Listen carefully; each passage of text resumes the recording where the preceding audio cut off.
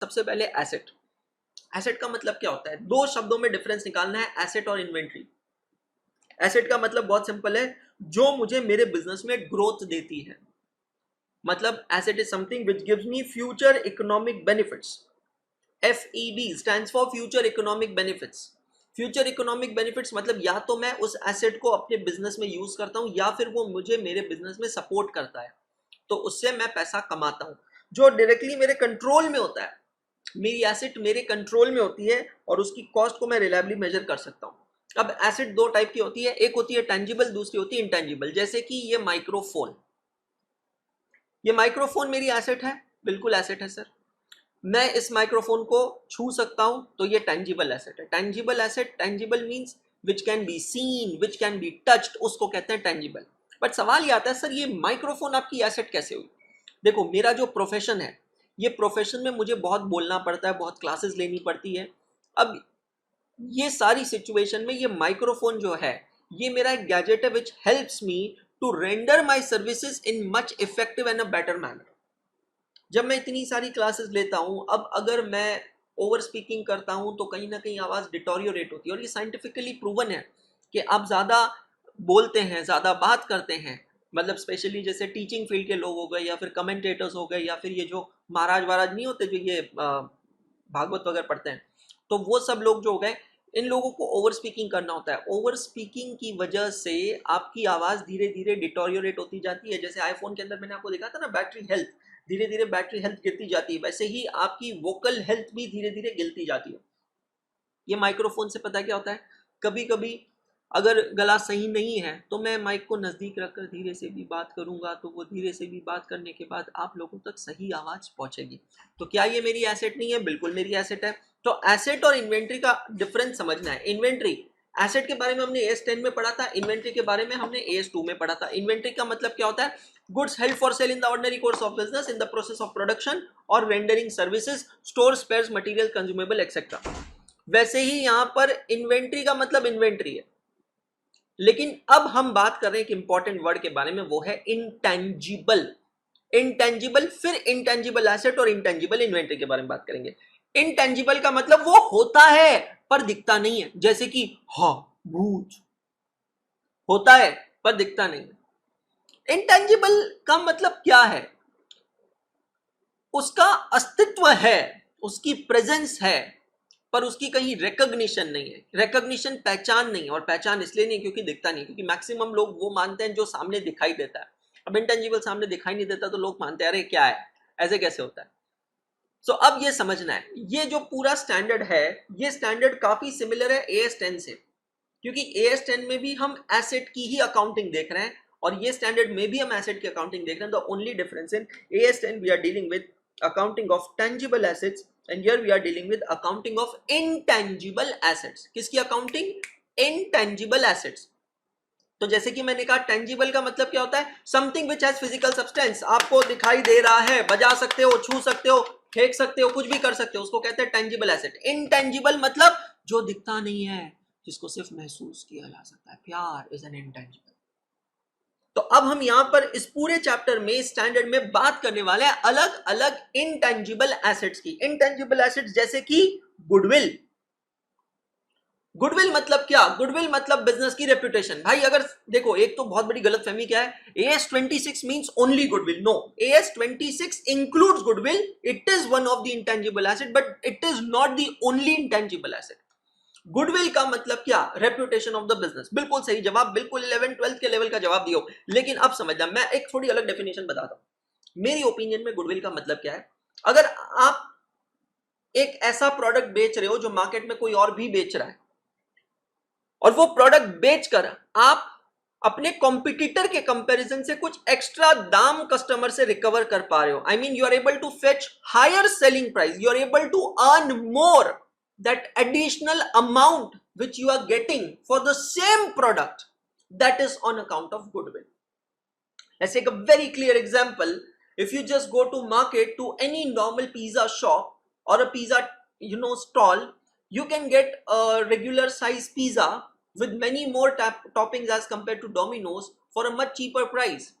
But वही अगर आप डोमिनोज में जाएंगे और एक रेगुलर पिज्जा लेंगे with a decent topics, I am not talking about pizza mania as such over here, है ना, अदर देन पिज्जा मेनिया, अगर आप रेगुलर पिज्जा लेंगे, हैंड टॉस्ट रेगुलर पिज्जा, तो it will cost you around 150 rupees, जबकि वो stall पे आपको शायद 70 रुपए, 80 रुपए या 100 रुपए में मिल जाएगा। इसका मतलब ये जो 50 रुपए एक्स्ट्रा डोमिनोज चार्ज कर रहा है, ये किस चीज का चार्ज कर रहा है? गुडविल। अब ये गुडविल के कई कारण हो सकते हैं। It can be on account of brand, it can be on account of taste, it can be on account of fragrance, it can be on account of location advantage। देखो medical की दुकान बराबर हॉस्पिटल के बाहर चलती है, उसको location का एडवांटेज मिलता है। किसी भी दवाखाने में, क्लिनिक में डॉक्टर को लोग दिखाते हैं और तुरंत बाहर आके मेडिकल के दुकान लेते हैं। इसलिए आप देखिए मैक्सिमम हॉस्पिटल या क्लिनिक के बाहर डॉक्टर की खुद की ही मेडिकल शॉप होगी, या तो उसकी खुद की होगी या किसी रिश्तेदार की होगी, या फिर उसने अच्छा खासा पैसा लेकर किसी को आउटसोर्स कर दिया टेंडर पे, समझो। कॉलेजेस के बाहर क्या चलती है? स्टेशनरी शॉप चलती है, जेरोक्स शॉप चलती है। कॉलेजेस के बाहर कैफेज चलते हैं। Why? Because a lot can happen over a cup of coffee. थोड़ा समय साथ में बिताएंगे, एक कॉफी लेंगे, 2 स्ट्रॉ डालेंगे, एक की पुचकी उधर तरफ, हमारी पुचकी इधर तरफ, थोड़ा इधर से पिएंगे, थोड़ा उधर से पिएंगे, रिश्तों की नई शुरुआत करेंगे। इंटेंजिबल, ये लोकेशनल एडवांटेजेस को समझने की कोशिश करना। गुडविल। फिर आता है टाइटल्स। टाइटल्स बड़े इंपॉर्टेंट है। Miss Universe, it is a title. MasterChef, it's a title. Indian Idol, it is a title. Kaun Banega Crorepati, now please understand, ये सारे टाइटल्स हैं। अगर आप लोग ये सोच रहे हैं कि ये सारे सक्सेसफुल टेलीविजन एपिसोड्स जो हैं ये इंडियन है, तो आप बिल्कुल गलत सोच रहे हैं। दीज ऑल आर फ्रेंचाइजीज, ये फ्रेंचाइजी है। इंडियाज गॉट टैलेंट आता था पहले, वो भी नहीं है, वो भी एक फ्रेंचाइजी है। ये ग्लोबल एपिसोड्स हैं जिन्होंने someone from India has bought these things to India. भाई यूट्यूब पे जाकर देख लो, हमारे देश में मैक्सिमम चीजें जो है ना वो इधर उधर से कॉपीड है। मतलब एक पिक्चर आई थी, आप बहुत ही इंटरेस्टिंग चीज बता रहा हूँ, एक पिक्चर आई थी कई साल पहले, आमिर खान और मनीषा कोइराला एक एक्ट्रेस थी, उनकी पिक्चर का नाम था मन, MANN, मन। बहुत ही ब्यूटीफुल मेलोडियस सॉन्ग्स थे, बहुत अमेजिंग सॉन्ग्स थे ब्रो। वो सॉन्ग्स, काफी सारे सॉन्ग्स किसी इंटरनेशनल मूवी से कॉपीड थे और बिल्कुल ditto music as it is copy किया गया है। हमारे यहाँ के बहुत सारे स्टंट्स कॉपीड होते हैं, बहुत सारी चीजें। अब तो भैया टॉलीवुड से बॉलीवुड कॉपी करता है, मतलब South Indian coming to the Bollywood, now depends. तो ये सब क्या है ना, ओवर द पीरियड ये एक सिग्नेचर स्टाइल बन गया है, मास्टर शेफ। अब ये इतना रिकॉग्निशन मिल गया कि मास्टर शेफ ऑस्ट्रेलिया है, मास्टर शेफ इंडिया है, मास्टर शेफ यूके है, अलग अलग जगह का।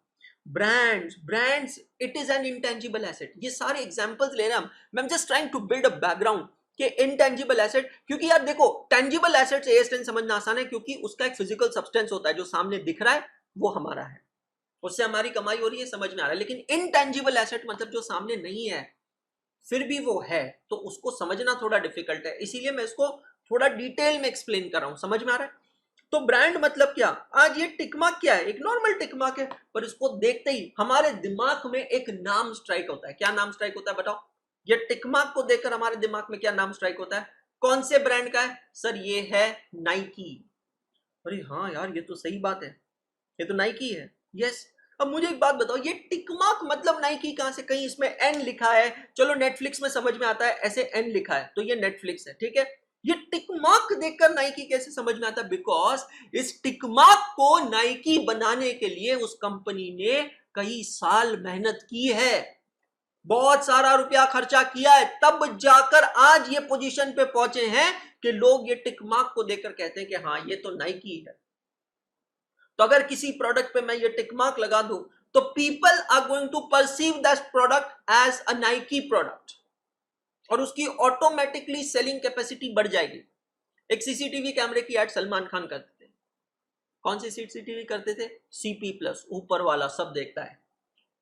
कहां से प्रमोशन मिला उसको? बिग बॉस से। बिग बॉस में अलग अलग जगह कैमरा लगे होते हैं। अब दिमाग चला है जो, देखो बिग बॉस में जो अलग अलग जगह कैमरा लगे, करना क्या है?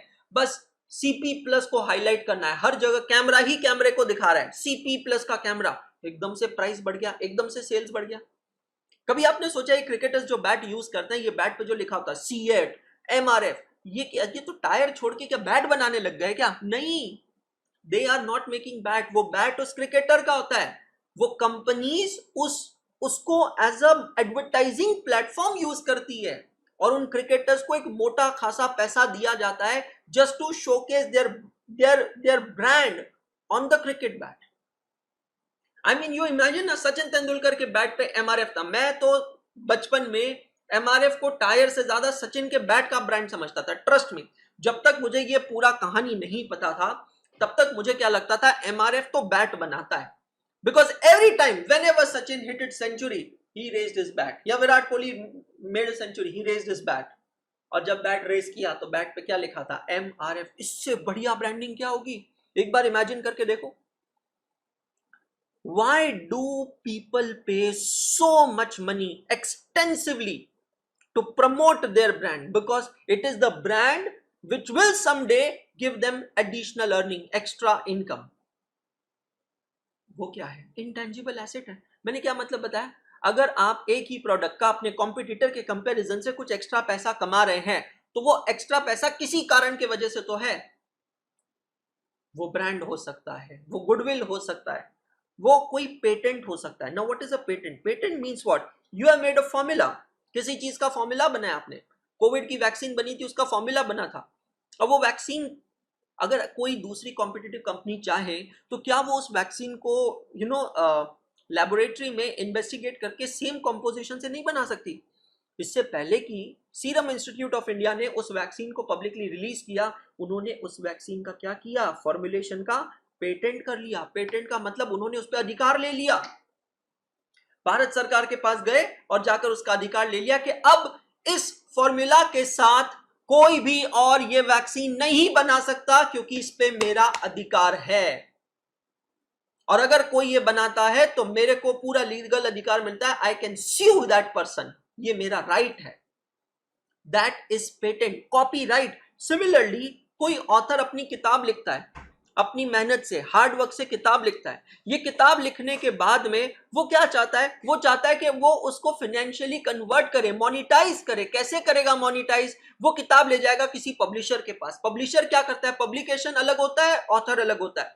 पब्लिशर क्या करता है? वो उस किताब को प्रिंटिंग करता है और डिस्ट्रीब्यूट करता है। Publisher is someone who has a printing setup and a distribution setup, virtual setup and offline setup. अलग अलग दुकानों में उसके कॉन्ट्रैक्ट्स होते हैं, हर जगह शेल्फ में उसकी किताब दिखाई देती है। जो दिखता है वो बिकता है, और फिर वो पब्लिशर उससे कुछ मुनाफा कमाता है। लेकिन ये पब्लिशर जो मुनाफा कमाता है, ये मुनाफा तो तब कमाएगा जब पब्लिशर के पहले किताब छापने का अधिकार हो, राइट टू कॉपी। ये राइट टू कॉपी किसके पास होता है? ऑथर के पास। अब ऑथर पब्लिशर को परमिशन सिर्फ तब देगा जब पब्लिशर ऑथर को मोटा खासा पैसा देगा। रेफरेंस बागबान मूवी, लास्ट सीन देखो, परेश रावल, अरे वो चेक लेकर आता है अमिताभ बच्चन के लिए, अरे मोटा भाई आप वो अपनी किताब बागबान भूल गए थे हमारे कैफे में। अच्छा हुआ भूल गए, लंदन के न्यू एज पब्लिकेशन ने आपकी किताब छापने का नक्की किया मोटा भाई, ये लो चेक, ये लो 10 लाख रुपए का चेक। आप समझ रहे हैं? सो एक ऑथर को पैसा मिलता है।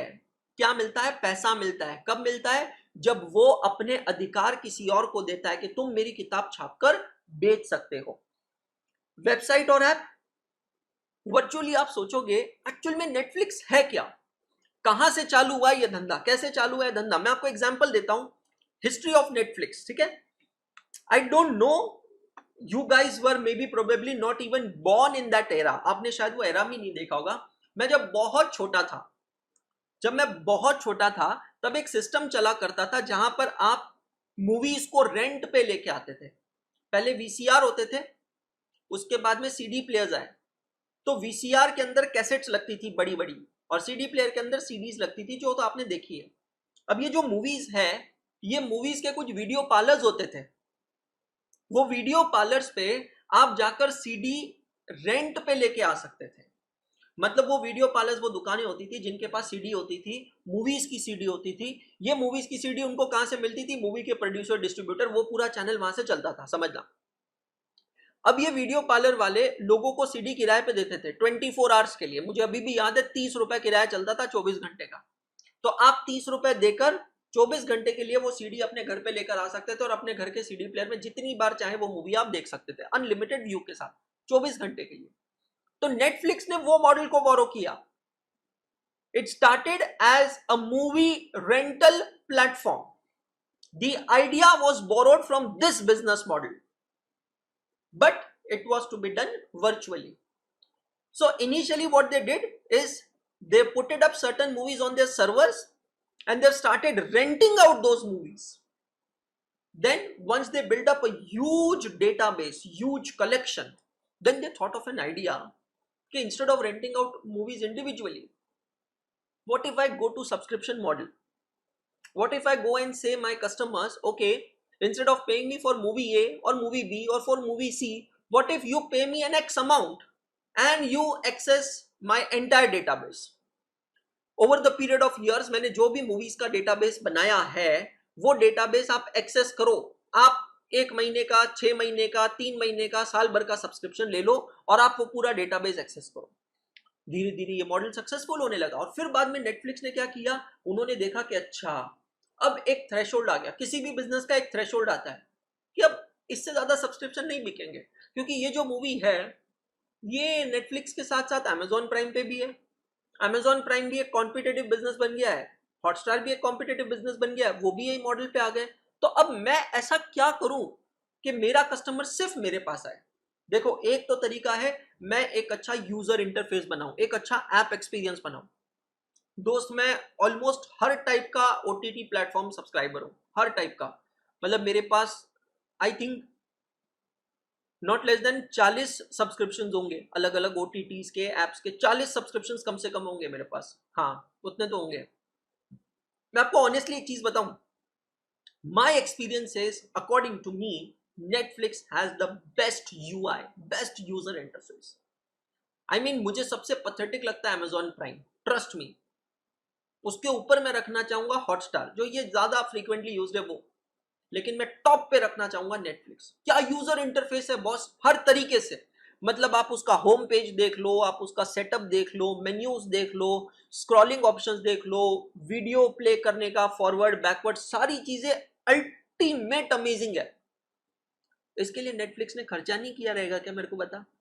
अभी आप बोलोगे नेटफ्लिक्स की एसेट क्या है सर, ये तो दुकान थोड़ी है सर, उसकी कोई दुकान नहीं है, कोई काउंटर नहीं है, कोई शोकेस नहीं है, कुछ नहीं है। भाई ये ऐप अपने आप में उसकी एक दुकान है, वर्चुअल दुकान है।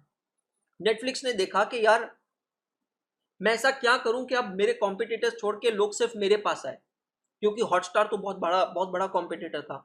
तो they work on the technology, UI पे काम किया। फिर नेटफ्लिक्स ने दिमाग चला एक काम करते हैं, I will produce my own content.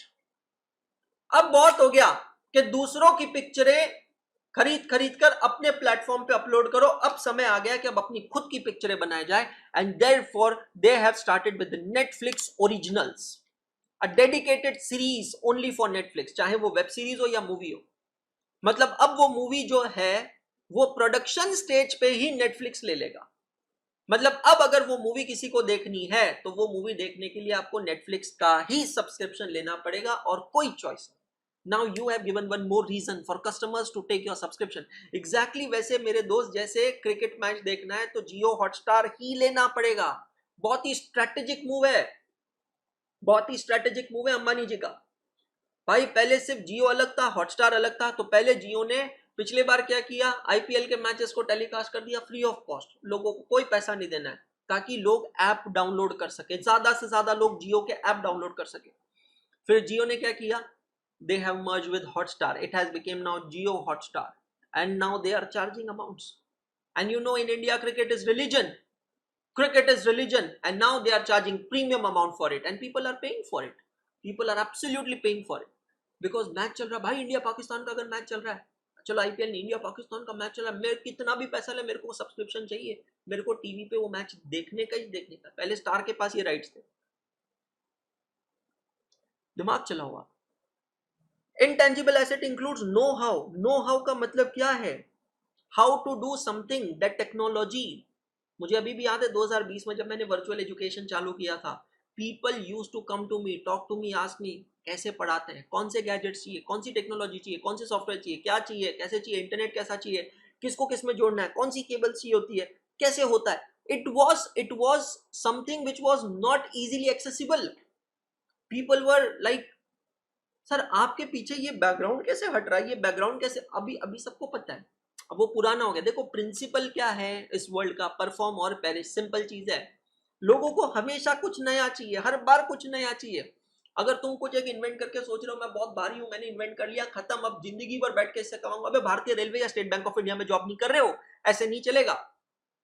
हर तरीके के लाइसेंसेस इंटेंजिबल एसेट होते हैं. ये सुना है 2G 3G 4G 5G, ये एग्जैक्टली है क्या, ये क्या है, ये स्पेक्ट्रम है. स्पेक्ट्रम बोले तो क्या, स्पेक्ट्रम बोले तो आपको पता नहीं है. अभी जिधर हम बैठे हैं सांस ले रहे हैं, इधर वेव्स है, किरणें हैं, ये किरणें और वेव्स हमको दिख नहीं रही है, इसको कहते हैं फ्रीक्वेंसी. इसकी अलग अलग लेवल्स होते हैं, उसको कहते हैं फ्रीक्वेंसी. ये फ्रीक्वेंसी में रेस हमारे से आर पार हो रही है, हमको पता भी नहीं चल रहा है. अलग अलग चीजों की रेस होती है और इन रेज में अलग अलग चीजों की फ्रीक्वेंसी डिसाइडेड होती है. जो प्लेन उड़ते हैं, प्लेन कैसे जमीन से संपर्क करता है, how do they contact land, through signals, through frequency. एक फ्रीक्वेंसी फिक्स होती है. मिलिट्री की, आर्मी की, नेवी की एक फ्रीक्वेंसी फिक्स है. वॉकी टॉकी कैसे काम करते हैं, they connect on the same frequency. तो सरकार ने क्या कर रखा होता है, ये जो हमारा एयर स्पेस होता है, इस एयर स्पेस में एक फ्रीक्वेंसी को किराए पे दिया होता है इंडिविजुअल टेलीकॉम कंपनीज को. अब अगर पानी का पाइप इतना है तो पानी का प्रेशर कम होगा, थोड़ा बड़ा कर दूं पानी का प्रेशर ज्यादा, और बड़ा कर दूं पानी का प्रेशर और ज्यादा, इतना बड़ा कर दूं पानी फुल फोर्स से आएगा. ये 2G, ये 3G, ये 4G, ये 5G. सरकार ने क्या किया है, ये सब कुछ किसका है, सरकार का. हम लोग दोस्त से बायोलॉजिकल एसेट्स हैं, एक्चुअली एसेट्स भी नहीं, हम बायोलॉजिकल वेस्ट है. ये सब कुछ सरकार का है. आप भले ही कहते हो मेरा घर मेरा है, मेरी ये जमीन मेरी है, अरे पगले वो जमीन के अंदर कल सोने का घड़ा निकला ना, तो वो सोना भी तेरा नहीं, वो सोना भी सरकार का, ये समझ लेना. तो this land belongs to government, this air belongs to government, और ये हवा में जो फ्रीक्वेंसी है, ये फ्रीक्वेंसी भी सरकार की है. सरकार ये फ्रीक्वेंसी को बेचती है, जिसको यूज कर कर टेलीकॉम कंपनीज पैसा कमाती है. क्या है, इंटेंजिबल एसेट्स है, लाइसेंसेस बिकते हैं. माइनिंग के लाइसेंसेस सरकार बेचती है. अलग अलग जगह खदान होती है, कोयले की खदान होती है, किसी मिनरल की खदान होती है, आपको सरकार अधिकार देती है, लाइसेंस देती है, मतलब अधिकार देती है कि आप उस खदान को खोद कर वहां पर उसमें से मिनरल्स एक्सट्रैक्ट करके उसको बेच सको, जिसके लिए सरकार कुछ लाइसेंस फीस चार्ज करती है. एग्जैक्टली हाउ यू पे for asset, it is your cost of acquisition. सबसे ज्यादा क्या चलते हैं आप देखना किसी भी शहर में, मैं अभी इस समय इंदौर में हूं, मैं इंदौर में रहता हूं. इंडिया की क्लीनेस्ट सिटी कही जाने वाला शहर है, not really to be very honest. है कुछ एरियाज क्लीन है, बाकी let's not discuss about it, कुछ बोलेंगे तो बवाल मच जाएगा. ठीक है भाई, बात एक चीज मैं आपको बताऊं, यहां पर कुछ जगह पर दारू की दुकानें हैं, बियर शॉप्स, वाइन शॉप्स. भाई ऐसी भीड़ पड़ती है उसके बाहर, जैसे क्या बोलूं, प्रसाद बट रहा हूं मंदिर के बाहर, इतनी भीड़ पड़ती है. काफी बार दिमाग में सवाल आता है कि यार चलो इतनी डिमांड क्यों है, that's out of scope question, but यार कितनी कमाई है. अच्छा, कमाई से वो दुकानदार को नहीं है, सरकार को भी है, बिकॉज अल्कोहल पे बहुत हाई टैक्सेस चार्ज किए जाते हैं. क्या कोई भी अल्कोहल की दुकान डाल सकता है, आंसर है नहीं.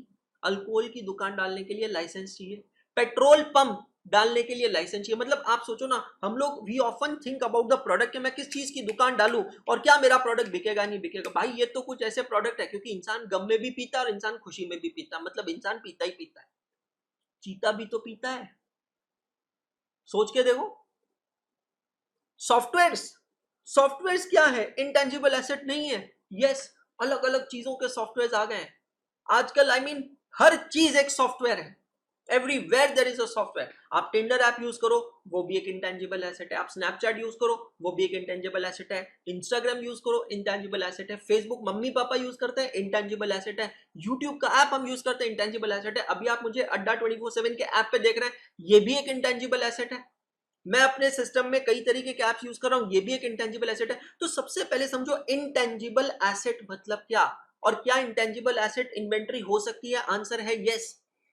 Intangible asset which is used as a stock in trade, it is not covered under this standard, it is covered under AS2।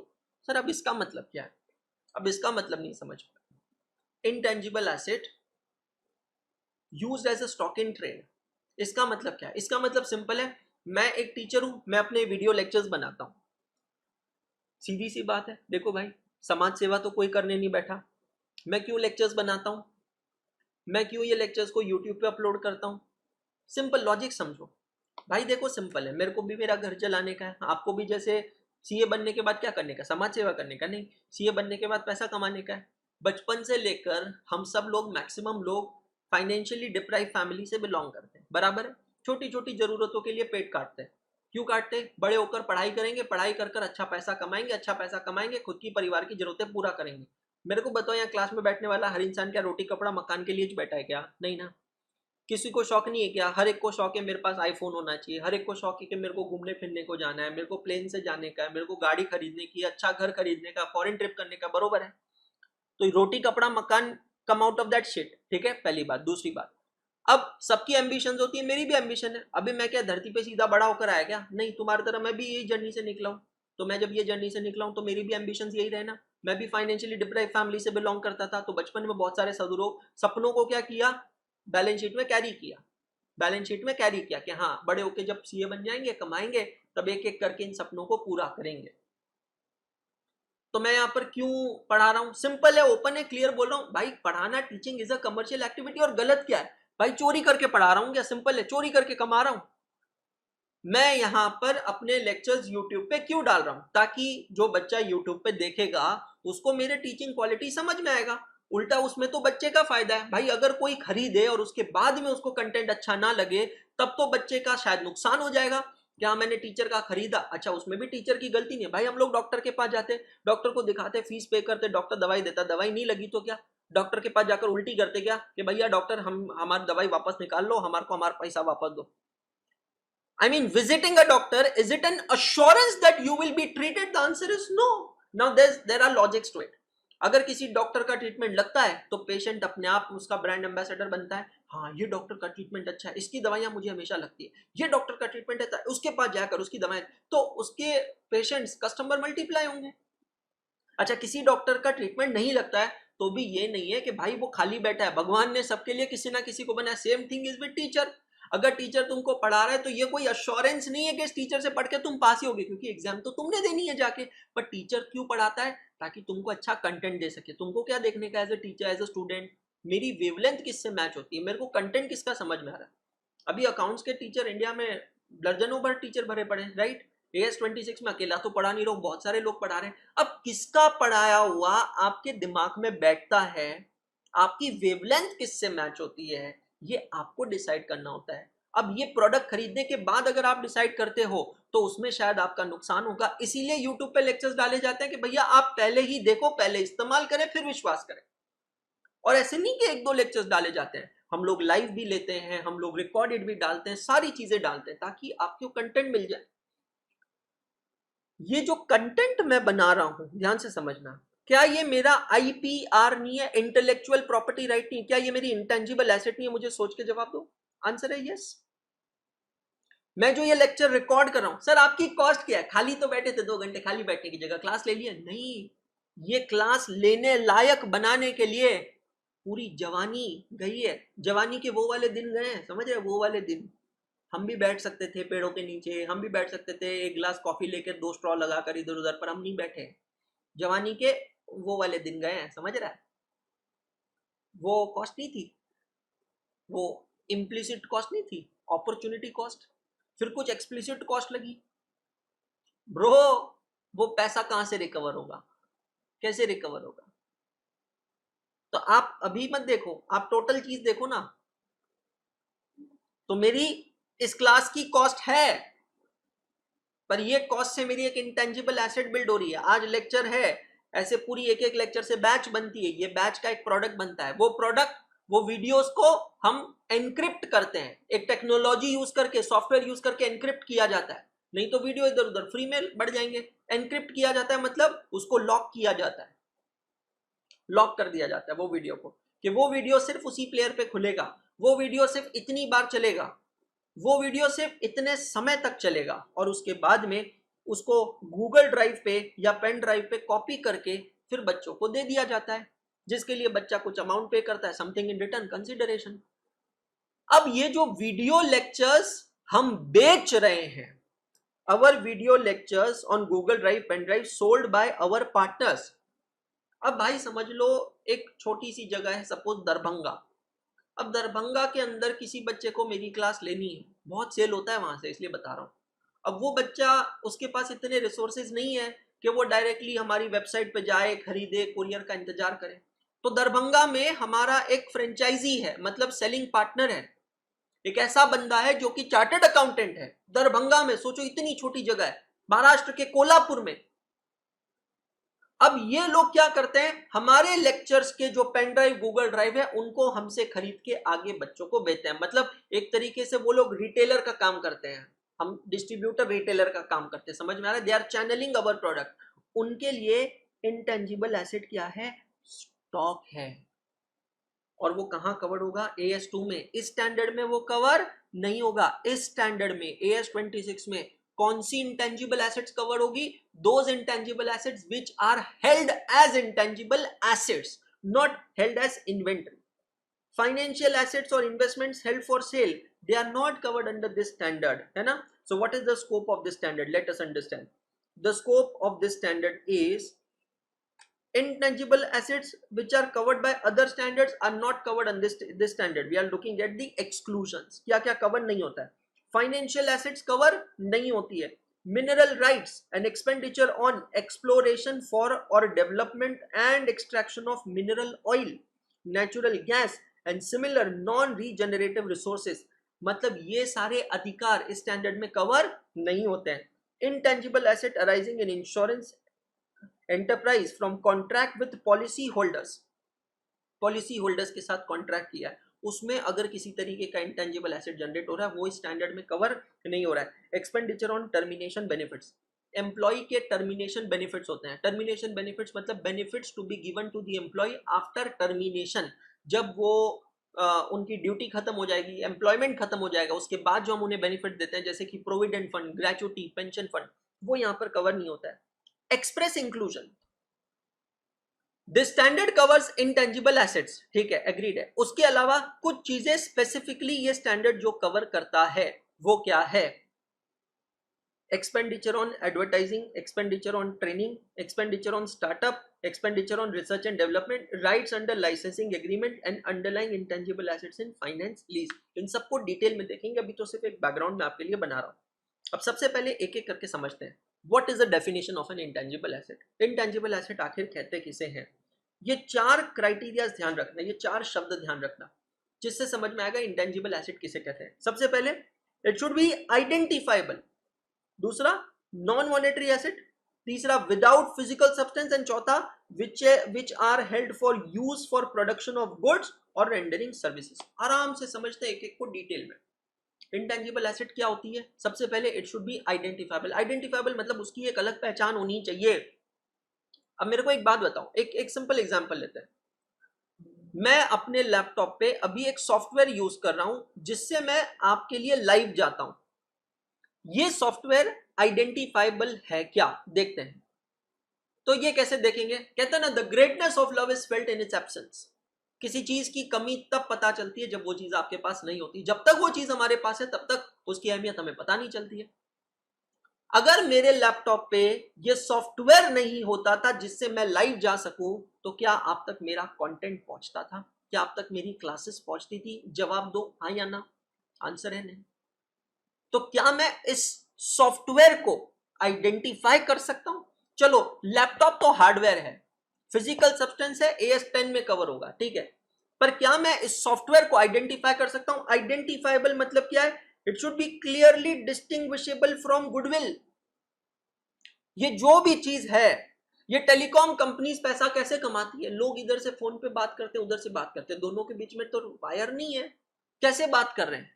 कैसे बात कर रहे हैं? What is an identifiable intangible asset? The spectrum is an identifiable intangible asset. हम लोग Netflix को पैसा पे कर, नेटफ्लिक्स हमें क्या दे रहा है बदले में? टेंजिबल कुछ दे रहा है? नहीं। अरे नेटफ्लिक्स आइडेंटिफाइबल क्या है? The app is identifiable, the technology is identifiable. Chetan Bhagat sir अपनी किताबें प्रिंट करने को पब्लिकेशन को देते हैं, पब्लिकेशन उसके बदले चेतन भगत सर को पैसा देता है, पर चेतन भगत सर ने हार्ड कॉपी में तो कुछ दिया ही नहीं है। तो चेतन भगत सर ने दिया क्या है? राइट्स दिए, copy rights, identifiable. Enterprise can rent, sale, exchange और distribute for specific future economic benefits. अगर मेरे पास कोई इंटेंजिबल एसेट है तो मैं वो इंटेंजिबल एसेट को मुफ्त में नहीं दूंगा। मैं फिर से कह रहा हूं, और एक चीज बोलूं भाई, आप लोगों को भी समझा रहा हूं बड़ा भाई होने के नाते, सीए बनने के बाद कभी भी कोई चीज मुफ्त में मत करना। मुफ्त की चीज की कभी भी कीमत नहीं की जाती है, अपनी कीमत खुद को बनानी पड़ेगी। सिंपल है, अपनी कीमत आपको खुद को बनानी पड़ेगी, सिंपल है। समाज सेवा जिस दिन करनी रहेगी उस दिन के बारे में सोचूंगा, पहले खुद की सेवा करो। प्लेन में भी क्या कहते हैं? पहले खुद का मास्क पहनो, फिर सहयात्री को मास्क पहनाओ। पहले खुद का मास्क पहनना जरूरी है भाई, सिंपल सी चीज है। मैंने कोई बचपन में हाथ में पानी लेकर ऐसा शपथ नहीं लिया था कि मैं समाज सेवा ही करूंगा। मैं अपने काम से समाज सेवा करूंगा, लेकिन काम का दाम चार्ज करूंगा। सिंपल सी चीज है भाई, अपनी वैल्यू मैंने खुद ने बनानी, अपनी कीमत मैंने खुद ने बनानी, सिंपल है। मुझे अपने कंटेंट पे दम होना चाहिए, ताकत होनी चाहिए कि मैं ऐसा कंटेंट दूंगा कि अगर किसी को मेरा कंटेंट चाहिए तो वो मेरे कंटेंट का दाम अदा करेगा और फिर वो कंटेंट लेगा। सिंपल है, सिंपल एज दैट। तो उसमें गलत क्या है? हाँ, अगर मैं किसी की कॉलर पकड़कर कोएर्शन से, अनड्यू इन्फ्लुएंस से पैसा छीन रहा हूं, धोखाधड़ी कर रहा हूं, तब तो गलत है भाई, तब तो गलत है। वो तो मैं कुछ कर ही नहीं रहा हूं। तो सबसे पहला क्या है? इंटेंजिबल एसेट क्या होनी चाहिए? आइडेंटिफाइबल। दूसरा, नॉन मॉनेटरी एसेट। कहां देखा है भाई ये डेफिनेशन नॉन मॉनेटरी एसेट? याद करो, accounting standard 3 cash flow statement, याद आ रहा है आपको? Accounting standard 3 cash flow statement, monetary asset and non monetary asset. क्या मतलब देखा हमने? मॉनेटरी एसेट का मतलब क्या है? Monetary assets are money held and assets to be received in fixed और डिटरमिनेबल अमाउंट ऑफ मनी। जैसे कि क्लासिक एग्जांपल है सुंदरी debtor, I mean सनरी debtors.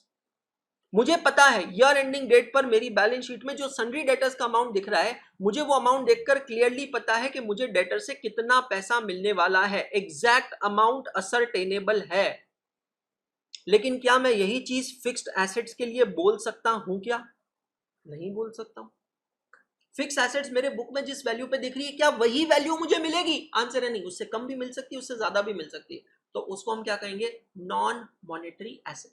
Monetary asset जिसका मुझे पता है कितना दाम मिलेगा, नॉन मॉनेटरी एसेट जिसके बारे में मुझे कंफर्म नहीं पता कितना दाम मिलेगा। कैश इन हैंड क्या है? मॉनेटरी एसेट है, समझ रहे हैं आप? बट फिक्स एसेट्स क्या है? Non monetary. तो इंटेंजिबल एसेट्स क्या है? पहला पहला कंडीशन क्या है? ये ध्यान रखना, ये चीजें कुछ चीजें याद करनी पड़ेगी। पहली चीज क्या है? It should be identifiable. दूसरा, it should be a non monetary asset. तीसरा, विदाउट फिजिकल सब्सटेंस। भाई जिधर फिजिकल सब्सटेंस आया ये AS10 में चला जाएगा। फिर 26 नाराज, फिर 26 नाराज। जिधर फिजिकल सब्सटेंस आया ये बन जाएगा property, plant and equipment. Without physical substance मतलब आप उसको देख नहीं सकते। लेकिन क्या ऐसा हो सकता है that an intangible asset can be stored on some other device? Answer है यस।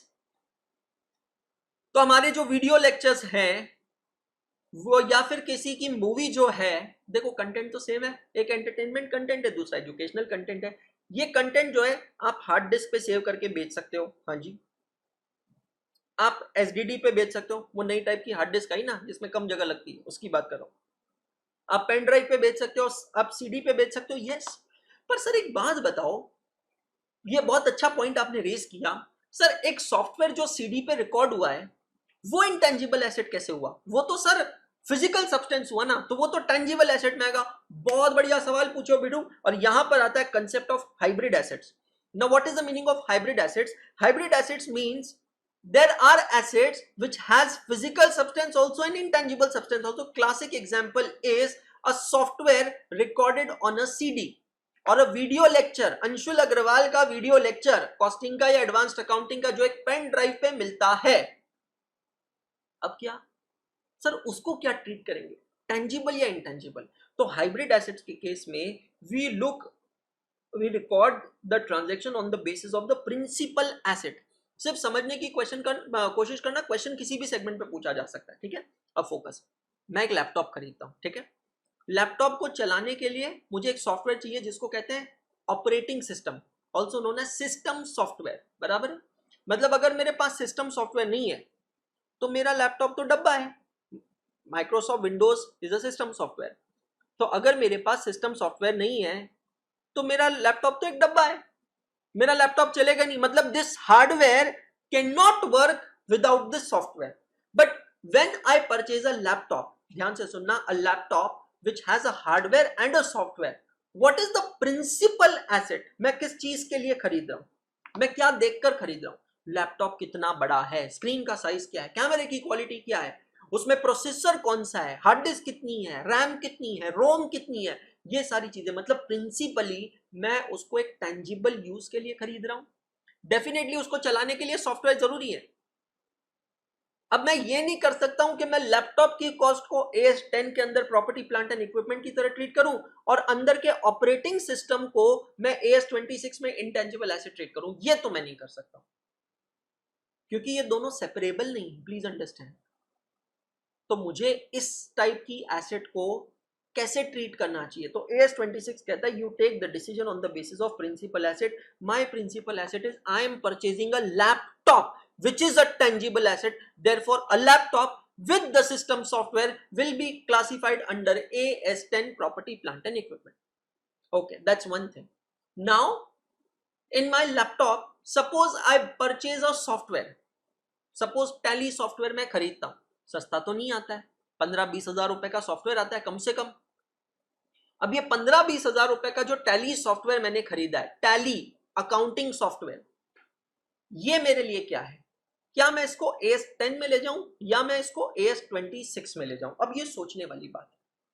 हाँ सर, बात तो सही है। देखो टैली, मैं एक चार्टर्ड अकाउंटेंट हूं, मेरा सपोज ऑफिस है, तो टैली मेरे लिए क्या है? It is an intangible asset, it's an asset for me. पहली बात तो एसेट है, टेंजिबल इंटेंजिबल बाद में देखेंगे। एसेट है, क्यों एसेट है? क्योंकि मेरे को मेरे क्लाइंट्स की अकाउंटिंग करने के लिए सॉफ्टवेयर चाहिए for the purpose of use of rendering services, ठीक है। अब ये टेंजिबल है कि इंटेंजिबल है? टैली सॉफ्टवेयर को सर, पर वो सॉफ्टवेयर की तो सीडी है। सीडी, आप सीडी बोल के खरीद रहे हो क्या? Are you purchasing that as CD? No, you are purchasing CD because of that software. Actually software को तो आप सीडी की जरूरत ही नहीं है। आपको उसकी एपीके फाइल मिल गई, आपको उसकी अगर सेटअप फाइल मिल गई, .exe फाइल मिल गई, तो भी आप इंस्टॉल कर सकते हो। मतलब फिजिकल सब्सटेंस की तो वैसे भी जरूरत नहीं है। आप खरीद क्यों रहे हो? What is the principal, what is the objective? The objective is Tally software which is intangible. It has to be dealt and treated as per AS26. Are you getting my point? So intangible asset is something which should not have any physical substance. Now at times it may happen that there may be hybrid assets. Now hybrid assets, हम mobile phone use करते हैं, ये जो mobile phones हम लोग use करते हैं, mobile phones क्या है? ये टेंजिबल सब्सटेंस है, लेकिन इसको चलाए रखने के लिए इसमें चाहिए iOS। iOS क्या है? सॉफ्टवेयर है। अब ये iOS का जो सॉफ्टवेयर इसमें लगा हुआ है, क्या मैं उसको मोबाइल फोन से अलग कर सकता हूं? आंसर है नहीं, कोई यूज ही नहीं। I mean, अलग से iOS का कोई यूज नहीं है जब तक वो iOS किसी हार्डवेयर के साथ ना जुड़ जाए। हाँ, टैली का अलग से यूज है, टैली किसी भी सिस्टम पे चल सकता है, पर iOS एंड्रॉइड मोबाइल पे चल सकता है? नहीं। तो आपको देखना प्रिंसिपल एसेट क्या है। और चौथी कंडीशन क्या है? Which are held for use of production of goods और रेंडरिंग सर्विसेज। मैं फिर से रिपीट करना चाहता हूं, intangible assets held as inventory are covered in AS2, not covered in AS26। समझ में आ रहा है आपको? तो जिस दुकान से या जिस कंपनी से मैं टैली का सॉफ्टवेयर खरीद रहा हूं, उसके लिए टैली सॉफ्टवेयर एसेट नहीं है, उसके लिए टैली सॉफ्टवेयर क्या है? इन्वेंटरी है। समझ रहे हो? इन्वेंटरी, क्योंकि वो तो उसको बेच रहा है in the ordinary course of business. लेकिन मैं टैली का सॉफ्टवेयर खरीद रहा हूं, I am a chartered accountant, मेरे लिए एसेट है। आप देखोगे हॉस्पिटल्स में अलग अलग सॉफ्टवेयर यूज होते हैं, मेडिकल के चेकअप्स के लिए यूज होते हैं, एक्सरे के लिए यूज होते हैं, सोनोग्राफी के लिए। कस्टमर का डेटाबेस मैनेजमेंट सिस्टम होता है। हम हॉस्पिटल में जाते हैं, हम हमारी पेशेंट आईडी बताते हैं, हमारा पूरा कच्चा चिट्ठा निकल के सामने आ जाता है, कब कब आए थे, कौन से डॉक्टर को दिखाया था, क्या वाइटल्स थे हमारे, सब कुछ आ जाता है। ये सॉफ्टवेयर जो है हमारे लिए, हॉस्पिटल के लिए एसेट है। लेकिन जिस कंपनी ने ये सॉफ्टवेयर बनाया उसके लिए तो इन्वेंट्री है। याद है AS2 में हमने क्या पढ़ा था? 3 पॉइंट्स थे, inventory held for sale in the ordinary course of business, in the process of production, rendering services, store spares, consumable, express inclusion में क्या था, इंटेंजिबल सच एज सॉफ्टवेयर, जो कंपनी सॉफ्टवेयर बनाकर बेचती है in the ordinary course of business, वो उसकी inventory है। मैं अगर उस सॉफ्टवेयर को खरीद रहा हूं क्योंकि मुझे यूज करना है, तो मेरे लिए क्या है, मेरे लिए वो एसेट है। पॉइंट समझ रहे हैं आप सभी जने मेरा? Are you getting my point what I am trying to say? So ये 4 पॉइंट्स ध्यान रखने हैं। डेफिनेशन क्या है इंटेंजिबल एसेट की? Intangible asset is something which is identifiable, non monetary asset without physical substance and which is held for use of production of goods और rendering services. Recognition criteria simple है। सबसे पहले an item should qualify definition of intangible asset, ये 4 point लगने चाहिए। किसी भी चीज को 4 पॉइंट लगने चाहिए। पहली बात, कैलकुलेटर इंटेंजिबल एसेट है क्या? जवाब दो, हाँ या ना। नहीं है। क्यों नहीं है? आइडेंटिफाइबल है, हाँ है। नॉन मॉनेटरी, चलो एक बार का है। विदाउट फिजिकल सब्सटेंस, नहीं है, इसका फिजिकल सब्सटेंस है, तो इंटेंजिबल एसेट नहीं, सिंपल है, as simple as that. Held for use for rendering service, हाँ चलो ये कंडीशन तो है, पर सिर्फ ये कंडीशन से काम नहीं होता है ना, all the condition should get satisfied. तो रिकॉग्निशन कब करेंगे किसी को इंटेंजिबल एसेट? पहली चीज, it should qualify as intangible asset as per about definition. दूसरा, there is probable that future economic benefit that are attributable to assets will flow to the enterprise. मैं जब कहता हूं एसेट मेरे कंट्रोल में है, तो कंट्रोल का मतलब क्या? उस इंटेंजिबल एसेट से फ्यूचर इकोनॉमिक बेनिफिट्स मैं ले सकता हूं, सिर्फ मैं ले सकता हूं। कंट्रोल कब कहा जाता है? किसी चीज पर नियंत्रण कब होता है? जब वो चीज आपके अनुसार काम करे। तो मेरी अगर कोई इंटेंजिबल एसेट है, नेटफ्लिक्स के लिए, नेटफ्लिक्स का ऐप क्या है सर? ये एसेट है सर। पर सर वो तो इन the ordinary course of business, rendering services, Netflix तो सर उसको बेचता भी तो है, ये भी तो सोचो। नेटफ्लिक्स सब्सक्रिप्शन भी तो बेचता है सर, वो तो पैसा कमा रहा है, तो वो एसेट कैसे हुआ? ये भी एक पॉइंट वैलिड है। दिमाग चलाओ, दिमाग चलाओ, बाद में कमेंट करके बताना मेरे को कि नेटफ्लिक्स के लिए नेटफ्लिक्स का ऐप क्या है। बट ये देखो, क्या उससे प्रोबेबल है कि future economic benefits will arise? The answer is yes. The cost of N intangible asset can be measured reliably. थोड़ा दिमाग पे जोर डालोगे ना, ऐसे ही क्राइटेरिया AS10 में पढ़े। AS10 में 2 ही रिकॉग्निशन प्रिंसिपल्स थे। पहला, it is probable that future economic benefits will flow, and number 2, the cost of an asset can be measured reliably. Simple है, यहीं पर भी वही फंडा है। There is probable that future economic benefits will flow and the cost of an intangible asset can be measured reliably. एक additional चीज क्या है? पहली चीज, it should qualify the definition of intangible asset, है ना। Now AS26 कहता है, जो AS10 की तरह ही है। AS10 में भी हमने क्या देखा था? पहले एसेट का इनिशियल रिकॉग्निशन होता है और उसके बाद में सब्सिक्वेंट मेजरमेंट होता है ना, सब्सिक्वेंट मेजरमेंट। वैसे ही AS26 के अंदर इंटेंजिबल एसेट का सबसे पहले क्या होता है? Initial recognition. Initial recognition, it is measured at cost. Cost मतलब क्या? अब कॉस्ट मतलब क्या लेने का, तो हम यहाँ पर 1 2 3 4 5 अलग अलग सिचुएशंस कवर करने वाले हैं। अगर आपने इंटेंजिबल एसेट को अलग से खरीदा है, मैं फिर से कह रहा हूं, अपने दिमाग से सिर्फ गुडविल को हटा देना। इंटेंजिबल एसेट्स मतलब अदर देन गुडविल। तो आपने अगर उसको अलग से खरीदा है, सेपरेट एक्विजिशन है, तो क्या? तो सिंपल सी चीज है, property plant and equipment. AS10 में हमने क्या देखा? What is the definition of cost of an asset? The cost of an asset means and includes all the cost incurred to bring an asset to present location and working condition.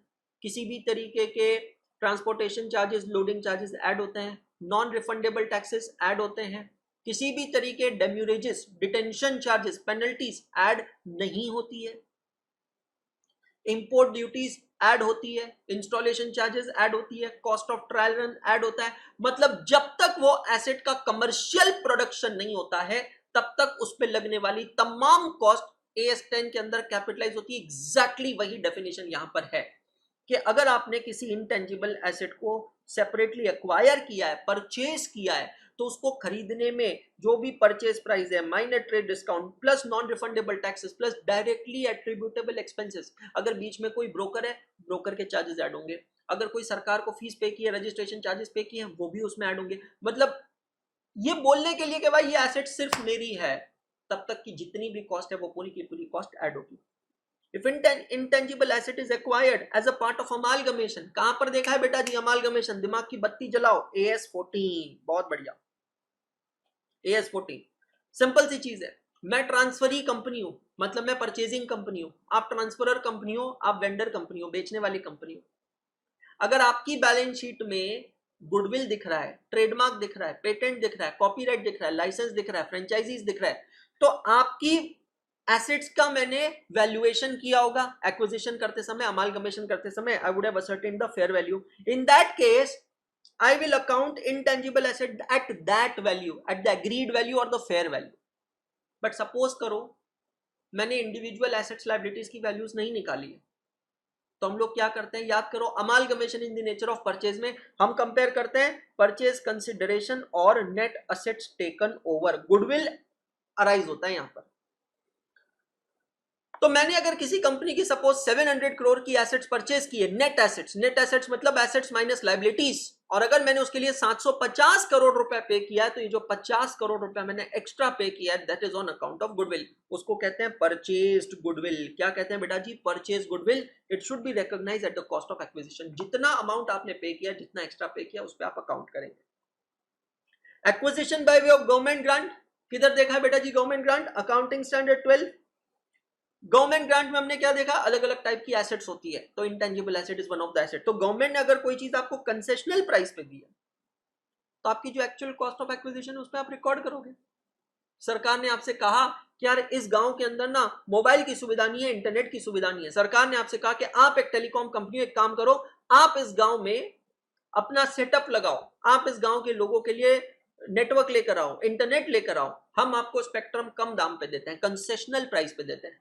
तो अगर suppose 100 रुपए का spectrum मुझे 10 रुपए में मिला, तो AS12 क्या कहता है? If an government grant is given and government grant capital assets, fixed assets, they are given at a concessional price, we will account it at actual cost of acquisition. जितने में 10 रुपए में सरकार ने दिया, 10 में अकाउंट करूंगा। लेकिन अगर सरकार ने फ्री ऑफ कॉस्ट दिया है, तो मुझे नॉमिनल वैल्यू पे अकाउंट करना पड़ेगा। नॉमिनल वैल्यू 1 रुपया, 10 रुपया, 50 रुपया, 100 रुपया, कुछ भी हो सकता है। उस केस में मेरी एंट्री क्या होगी? Intangible asset account debit to capital reserve account credit. समझ रहे हो बच्चों? मतलब ये स्टैंडर्ड जो है, it is to be done after doing all दो स्टैंडर्ड्स। वो नहीं किया तब तक ये क्लियर नहीं होगा। कितनी जगह रेफरेंसेस पेंडिंग छोड़ोगे? अरे मेरा 10 भी नहीं हुआ पर मैं 26 कर रहा हूं, अरे मेरा 12 भी नहीं हुआ पर मैं 26 कर रहा हूं, अरे मेरा 14 भी नहीं हुआ पर मैं 26 कर रहा हूं। वैसे नहीं चलेगा। इसलिए ये स्टैंडर्ड को करने से पहले ये सारे रेफरेंसेस क्लियर होना जरूरी है। चौथा, intangible asset in exchange of assets. तुम मुझे खून दो, मैं तुम्हें आजादी दूंगा। तो भाई मैंने इंटेंजिबल एसेट खरीदी है in exchange of some other asset. ये some other asset can be tangible asset, can be intangible asset, it can be anything. So हमें क्या करना है? हम उसका इनिशियल रिकॉग्निशन किस प्राइस पे करेंगे? The fair value of the asset acquired और the fair value of the item given, whichever is more clearly evident. मेरी फर्स्ट प्रायोरिटी होनी चाहिए fair value of asset acquired. मैंने जो इंटेंजिबल एसेट खरीदी है, वो इंटेंजिबल एसेट की फेयर वैल्यू नहीं पता, कोई बात नहीं। आपने इसके बदले में जो एसेट दी है, टेंजिबल या इंटेंजिबल, उसकी fair value, which ever is more clearly evident. But first priority पे किसको रखने का? Fair value of asset acquired को रखने का। और लास्ट है इंटरनली जनरेटेड गुडविल और इंटेंजिबल एसेट। बड़ा इंटरेस्टिंग सेगमेंट है। हमने AS10 के अंदर पढ़ा, आपको याद है? Self constructed asset. याद दिलाता हूं मैं, सेल्फ कंस्ट्रक्टेड एसेट मतलब क्या? जैसे मेरी ऑफिस की बिल्डिंग मैं खुद बना रहा हूं। एक तो होता है मैंने बनी बनाई बिल्डिंग खरीदी। तो जब मैंने बनी बनाई बिल्डिंग खरीदी, तो मुझे उसकी कॉस्ट क्लियरली पता है। The purchase consideration paid, the amount of building is my cost of an asset, as simple as that. But अगर मैंने खुद ने कोई बिल्डिंग बनाई, जिसको हम क्या कहते हैं AS10 में सेल्फ कंस्ट्रक्टेड एसेट, तो सेल्फ कंस्ट्रक्टेड एसेट की मैं कॉस्ट कैसे निकालूंगा? बहुत सारे पैरामीटर्स हमने देखे। वैसे ही यहां पर इंटरनली जनरेटेड इंटेंजिबल एसेट्स। अब इंटेंजिबल एसेट्स के दो पार्ट बनाता हूं, इंटरनली जनरेटेड गुडविल और अदर देन गुडविल। सबसे पहले इंटरनली जनरेटेड गुडविल, असली मसाले, सच सच, MDH MDH MDH मसाले, महाशय दी हट्टी, MDH। अखंड भारत आजादी से पहले लाहौर में यह बंदा लिटरली एक रेडी चलाता था। उसके बाद मसाले बेचना चालू किया और फिर मसालों से बने मसाला किंग, MDH, महाशय दी हट्टी, एक ब्रांड बना। आज वो हमारे बीच नहीं है, लेकिन उनके ब्रांड का बेनिफिट आज भी उनके जितने भी सक्सेसर्स हैं वो उठा रहे हैं। नाम से बिकता है। ये जो ब्रांड बनाया ना, ये जो गुडविल बनाई है, ये गुडविल खरीदी है किसी से? ये गुडविल बनाई है। टाटा ने जैगुआर लैंड रोवर को खरीदा है, तो टाटा ने जेएलआर को जब खरीदा है तो जेएलआर को उसके ब्रांड नेम के साथ खरीदा है। सो टाटा को पता है that how much amount did I paid for Jaguar Land Rover as a brand amalgamation के समय, तो उनको वो वैल्यू पता है, तो वो अपने बुक्स ऑफ अकाउंट्स में उस गुडविल की कॉस्ट असरटेन कर सकते हैं। क्या देखा हमने AS 26 में? Number 1, it should give future economic benefits. Number 2, cost can be measured reliably. अब cost can be measured reliably मतलब यहाँ पे कोई वैल्यू नहीं बोली, अगर जीरो है तो भी चलेगा, बट मेजर करने को आना important. You must be in position to measure the cost. If you can't measure the cost, there is a problem. Non-measurement doesn't mean zero. Even if you say cost is zero, I can measure and the cost is zero, that's okay. But if you are able to ascertain the cost, then only you can recognize. As per paragraph 36 of AS 26, internally generated goodwill is never recognized in the books of accounts because of two reasons. Number 1, it is not identifiable. Number 2, cost cannot be measured reliably. Reliance industries limited इतनी बड़ी company है, उनकी balance sheet में goodwill नहीं दिख रही होगी क्योंकि उनके पापा ने बनाई है। धीरू भाई अंबानी जी ने अपनी मेहनत से गुडविल बनाई है। कौन सी गुडविल है? Internally generate. दिमाग में फिट कर लेना, दो टाइप की गुडविल होती है, acquired goodwill, purchase goodwill, self generated या इंटरनली जनरेटेड गुडविल। अगर मैंने किसी के लिए दाम पे किया है, पैसा पे किया है, किसी ब्रांड को टेक ओवर किया है, तो वो मैंने उसके लिए गुडविल का पेमेंट किया, ब्रांड का पेमेंट किया, जो मुझे पता है, आइडेंटिफाइबल भी है और cost can be measured reliably भी। लेकिन दोस्त, अगर कोई गुडविल मैंने खुद ने बनाई है, हल्दीराम्स खुद ने बनाई है गुडविल, उनकी बैलेंस शीट में, हल्दीराम की बैलेंस शीट में गुडविल नहीं दिखेगी क्योंकि इंटरनली जनरेटेड गुडविल है। पैराग्राफ नंबर 36 कहता है उसको रिकॉग्नाइज मत करो। Internally generated intangible asset other than goodwill. Other than goodwill क्या हो सकता है? पेटेंट, कॉपीराइट, ट्रेडमार्क को जो मैंने आपको लिस्ट बताई। अब बड़ा इंटरेस्टिंग है, यहां समझना, यहां दो फेज होता है, एक होता है रिसर्च फेज, दूसरा होता है डेवलपमेंट फेज। हर बिजनेस में रिसर्च होती रहती है, टीचिंग में भी होती रहती है, चलती रहती है। आपको नहीं पता किधर से क्या नई चीज निकल जाए, नया पॉइंट निकल जाए।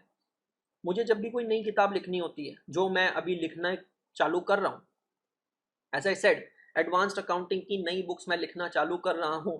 टारगेट है मई 26 की जो बैचेस होगी, वो बैचेस से ऑनवर्ड्स, अब अगर वो नहीं हुआ सपोज, तो उसकी अगली बैच ऑनवर्ड्स वो नई किताब मैं यूज करूंगा।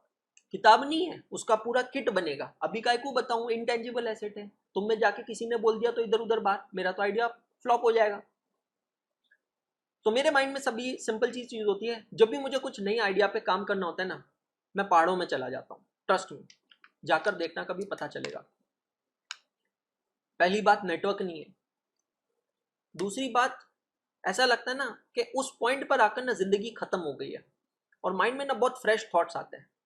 When you just stare at the mountains, the peaks of the mountains, the beautiful sunlight falling on the mountains, the breeze that you are inhaling, I'm telling you, 40 रुपए की Maggi भी ना आपको 5 स्टार के खाने से ज्यादा टेस्टी लगती है। आपको फील होता है कि मैंने मेरी जिंदगी में क्या किया, एक रिकैप दिखता है आपको आपकी जिंदगी का। ट्राई करके देखना कभी। किसी भी बिजनेस में ना रिसर्च बहुत इंपॉर्टेंट है, किसी भी प्रोफेशन में रिसर्च बहुत इंपॉर्टेंट है।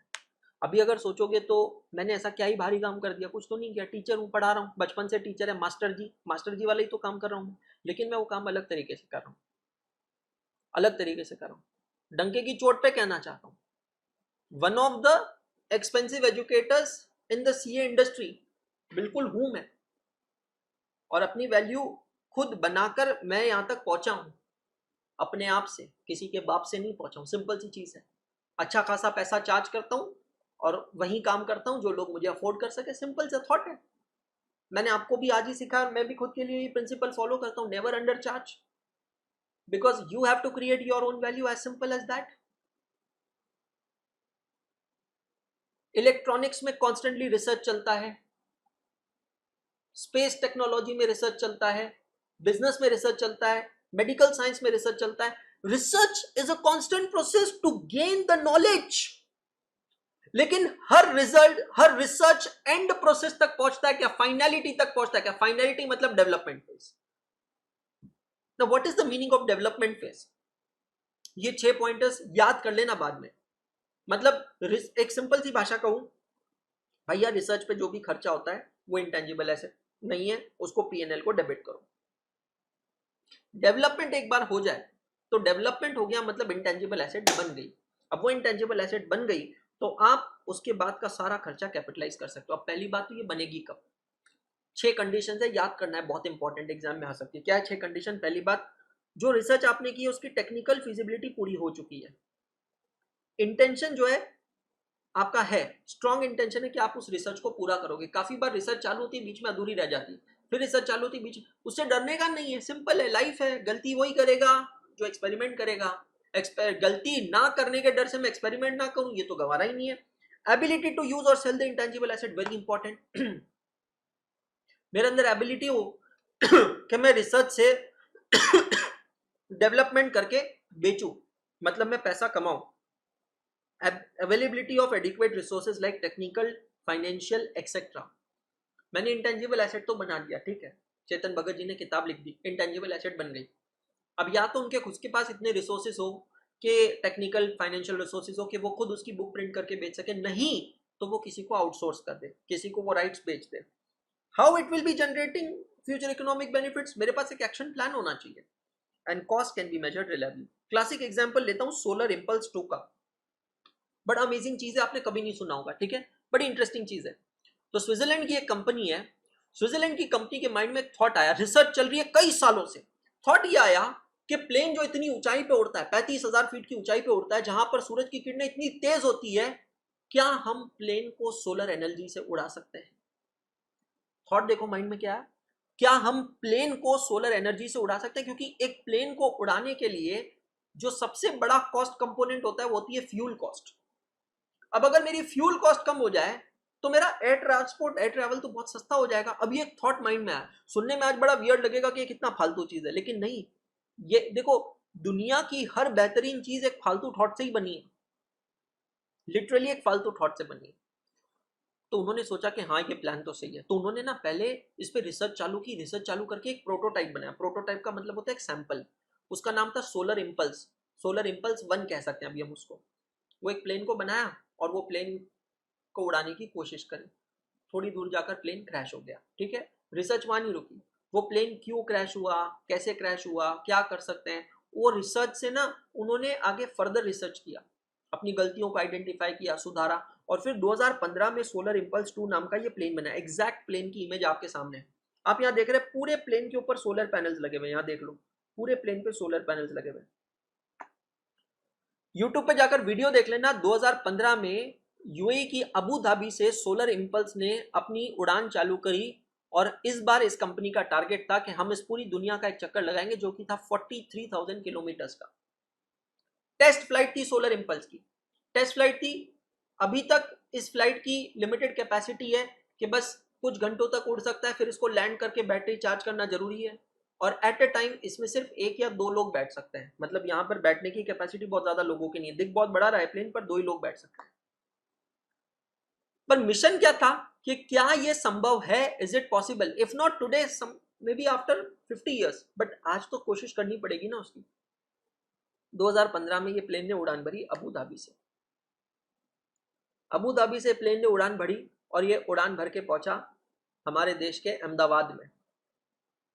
वीडियोस है यूट्यूब पे. अहमदाबाद ये पहुंचा, पहला पड़ाव अहमदाबाद में. पायलट चेंज हुआ. अच्छा, एक पायलट सोलर इंपल्स उड़ा के ला रहा है, दूसरा पायलट कमर्शियल फ्लाइट से आगे अगले स्टॉप पे पहुंच चुका है, क्योंकि इसमें एट अ टाइम एक ही पायलट बैठ सकता है. तो 2 लोगों ने मिलकर पूरी दुनिया का चक्कर लगाया ये एक प्लेन के साथ, with zero fuel, zero fuel, totally on solar energy. Now this is a research phase going on. Ahmedabad में फ्लाइट पहुंची, बहुत खूबसूरत फ्लाइट है, यूट्यूब पे देखना वीडियो, अभी नहीं क्लास के बाद में. फिर वहां पे कुछ दिन बैटरी को चार्ज किया गया, थोड़ा मेंटेनेंस किया गया, फिर फ्लाइट चेंज, पैसे ये पायलट चेंज हुआ. जो पायलट अबू धाबी से अहमदाबाद लाया था, अब वो पायलट कमर्शियल फ्लाइट से जाएगा, और कमर्शियल फ्लाइट वाला पायलट इसको ले जाएगा. इसको उड़ान भरी यहां से और लैंड किया गया इंडिया के ही, आई थिंक एक सेकेंड, वाराणसी में. यस, इंडिया के वाराणसी में, वहां पर इस प्लेन को लैंड किया गया. अगेन ये प्लेन वहां कुछ दिन रहा, मतलब मौका दिया पूरी दुनिया के लोगों को, आप देखें कि ऐसी एक खूबसूरत चीज बनाई जा रही है, ऐसी विचित्र चीज बनाई जा रही है जो दुनिया सोच भी नहीं सकती थी।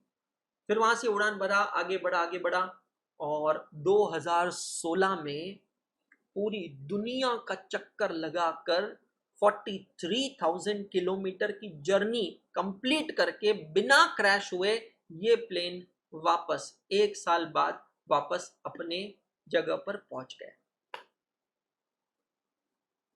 अभी आप ये नहीं कह सकते कि ये डेवलपमेंट फेज में आ गया। प्लीज अंडरस्टैंड, डेवलपमेंट फेज तब होता है जब आप उसे कमर्शियली प्रोड्यूस कर रहे हैं। प्लीज अंडरस्टैंड, ये अभी भी रिसर्च फेज में है। भैया पहली बात, इतनी छोटी छोटी फ्लाइट्स तो ले नहीं सकते। अगर फ्लाइट्स चलानी है तो थोड़ी रीजनेबल दूरी की चलानी पड़ेगी। चैलेंजेस मैं आपको बता रहा हूँ, चैलेंजेस सामने क्या क्या है। दूसरी बात, एक पैसेंजर से कैसे फ्लाइट चलेगी? मतलब अगर एक फ्लाइट चलानी है तो एक 50-60 सीटर की तो एयरक्राफ्ट होनी चाहिए। तो अब क्या सोलर पैनल से इस प्लेन को इतनी एनर्जी मिल रही है कि ये इतना वेट लिफ्ट कर सके? तीसरा तीसरा ये तो अभी प्लेन चला नॉर्मल सिचुएशंस में। What about cloudy situation? What about rainy situation, जब सोलर पैनल्स पे डायरेक्ट सन का एक्सपोजर नहीं होगा? तो क्या हमें एक पावर बी रखना चाहिए? मतलब it should be hybrid solar as well as fuel injection. ये तीसरा है। चौथा, क्या ये सेफ है? मतलब ये ग्लोबल सेफ्टी स्टैंडर्ड्स पे खरा उतर रहा है? नहीं तो आज आप देखोगे ना, आपको मैं ईमानदारी से बताऊं, ट्रेन से और रोड से बहुत कम एक्सीडेंट हुए हैं प्लेन के। Plane is one of the safest mode of travel. जितने एक्सीडेंट ट्रेन के हुए हैं, जितने बसेस के हुए हैं, उससे कई गुना कम हुए, क्योंकि सेफ्टी प्रोटोकॉल्स बहुत हाई। तो अभी तक ये डेवलपमेंट फेज में नहीं पहुंचा है। AS26 क्या कहता है? अगर कोई भी चीज रिसर्च फेज में है, रिसर्च का मतलब है to gain the knowledge, development का मतलब होता है टू अप्लाई द नॉलेज। अब मैं कह सकता हूं नॉलेज खत्म हो गया। कोविड की वैक्सीन तब तक डेवलपमेंट फेज में नहीं आई जब तक हर तरीके से अप्रूवल नहीं मिला कि हाँ अब ये, मतलब एनिमल ट्रायल्स हुए, ह्यूमन ट्रायल्स हुए, सब ट्रायल्स होने के बाद हाँ अब ये असर कर रही है, अब इसका कमर्शियल प्रोडक्शन किया जाए। कमर्शियल प्रोडक्शन मतलब जिसको बेच के पैसा कमाया जा सके। तब तक रिसर्च फेज होता है। तो रिसर्च फेज में जितना भी खर्चा होता है ना, it is not an intangible asset, it should be debited to P&L account. Development phase में अगर आ गया, in this phase research gets converted into marketable phase, एक मार्केटेबल प्रोडक्ट बनता है। तो फिर आप सारे के सारे एक्सपेंस को क्या करते हैं? कैपिटलाइज करते हैं। उसके लिए ये 6 कंडीशंस मैंडेटरी है। आप कब कह सकते हैं कि अब मेरा जो प्रोडक्ट है वो डेवलपमेंट फेज में पहुंच चुका है? Following intangible assets can not be recorded if internally generated. वैसे भी हमने क्या देखा? Internally generated goodwill, paragraph number 36, it should not be accounted. लेकिन उसके अलावा ये 3 और इंटेंजिबल एसेट है जो इंटरनली जनरेटेड है, अगर तो रिकॉर्ड नहीं करेंगे। जैसे कि brand, the times of India, ये एक ब्रांड है, उन्होंने खुद ने बनाया। बेनेट कोलेमन लिमिटेड, अपनी मेहनत से ये एक ब्रांड डेवलप किया है। ये ब्रांड सेल्फ जनरेटेड ब्रांड है। Lenskart, it's a self generated brand. तो आप उसको इंटेंजिबल एसेट की तरह रिकॉग्नाइज नहीं कर सकते। Customer database is also an intangible asset. काफी बार आपने देखा है, अलग अलग वेबसाइट पे हम जाते हैं तो हमें साइन अप मांगते हैं। साइन अप में क्या मांगते हैं? छोटा सा फॉर्म होता है, नाम, ईमेल, फोन नंबर, कभी कभी शहर मांग लेते हैं। ये जो फिर हम सबमिट प्रेस करते हैं और फिर हमें कोई चीज का एक्सेस मिलता है, ये क्या है? ये हमारा बैकग्राउंड में डेटाबेस बनता जा रहा है, कस्टमर डेटाबेस। ये कस्टमर डेटाबेस लोग बाद में यूज करते हैं to pitch our product, to sell their products. मैंने बैंगलोर में एक फ्लैट खरीदा है, सोबा सोबा बिल्डर का, ठीक है, the top notch builder of Dubai and one of the top builder in India. तो सोबा सेंटोसा नाम की एक सोसाइटी है, उसमें मैंने फ्लैट परचेज किया था बैंगलोर का। ब्लॉग्स आप देख सकते हैं। तो सोबा सेंटोसा का अब कान क्या हुआ समझना, we became a Sobha customer. Sobha ने अपने कस्टमर का डेटाबेस बनाया। अब उन्होंने क्या किया? उस डेटाबेस को बेचा।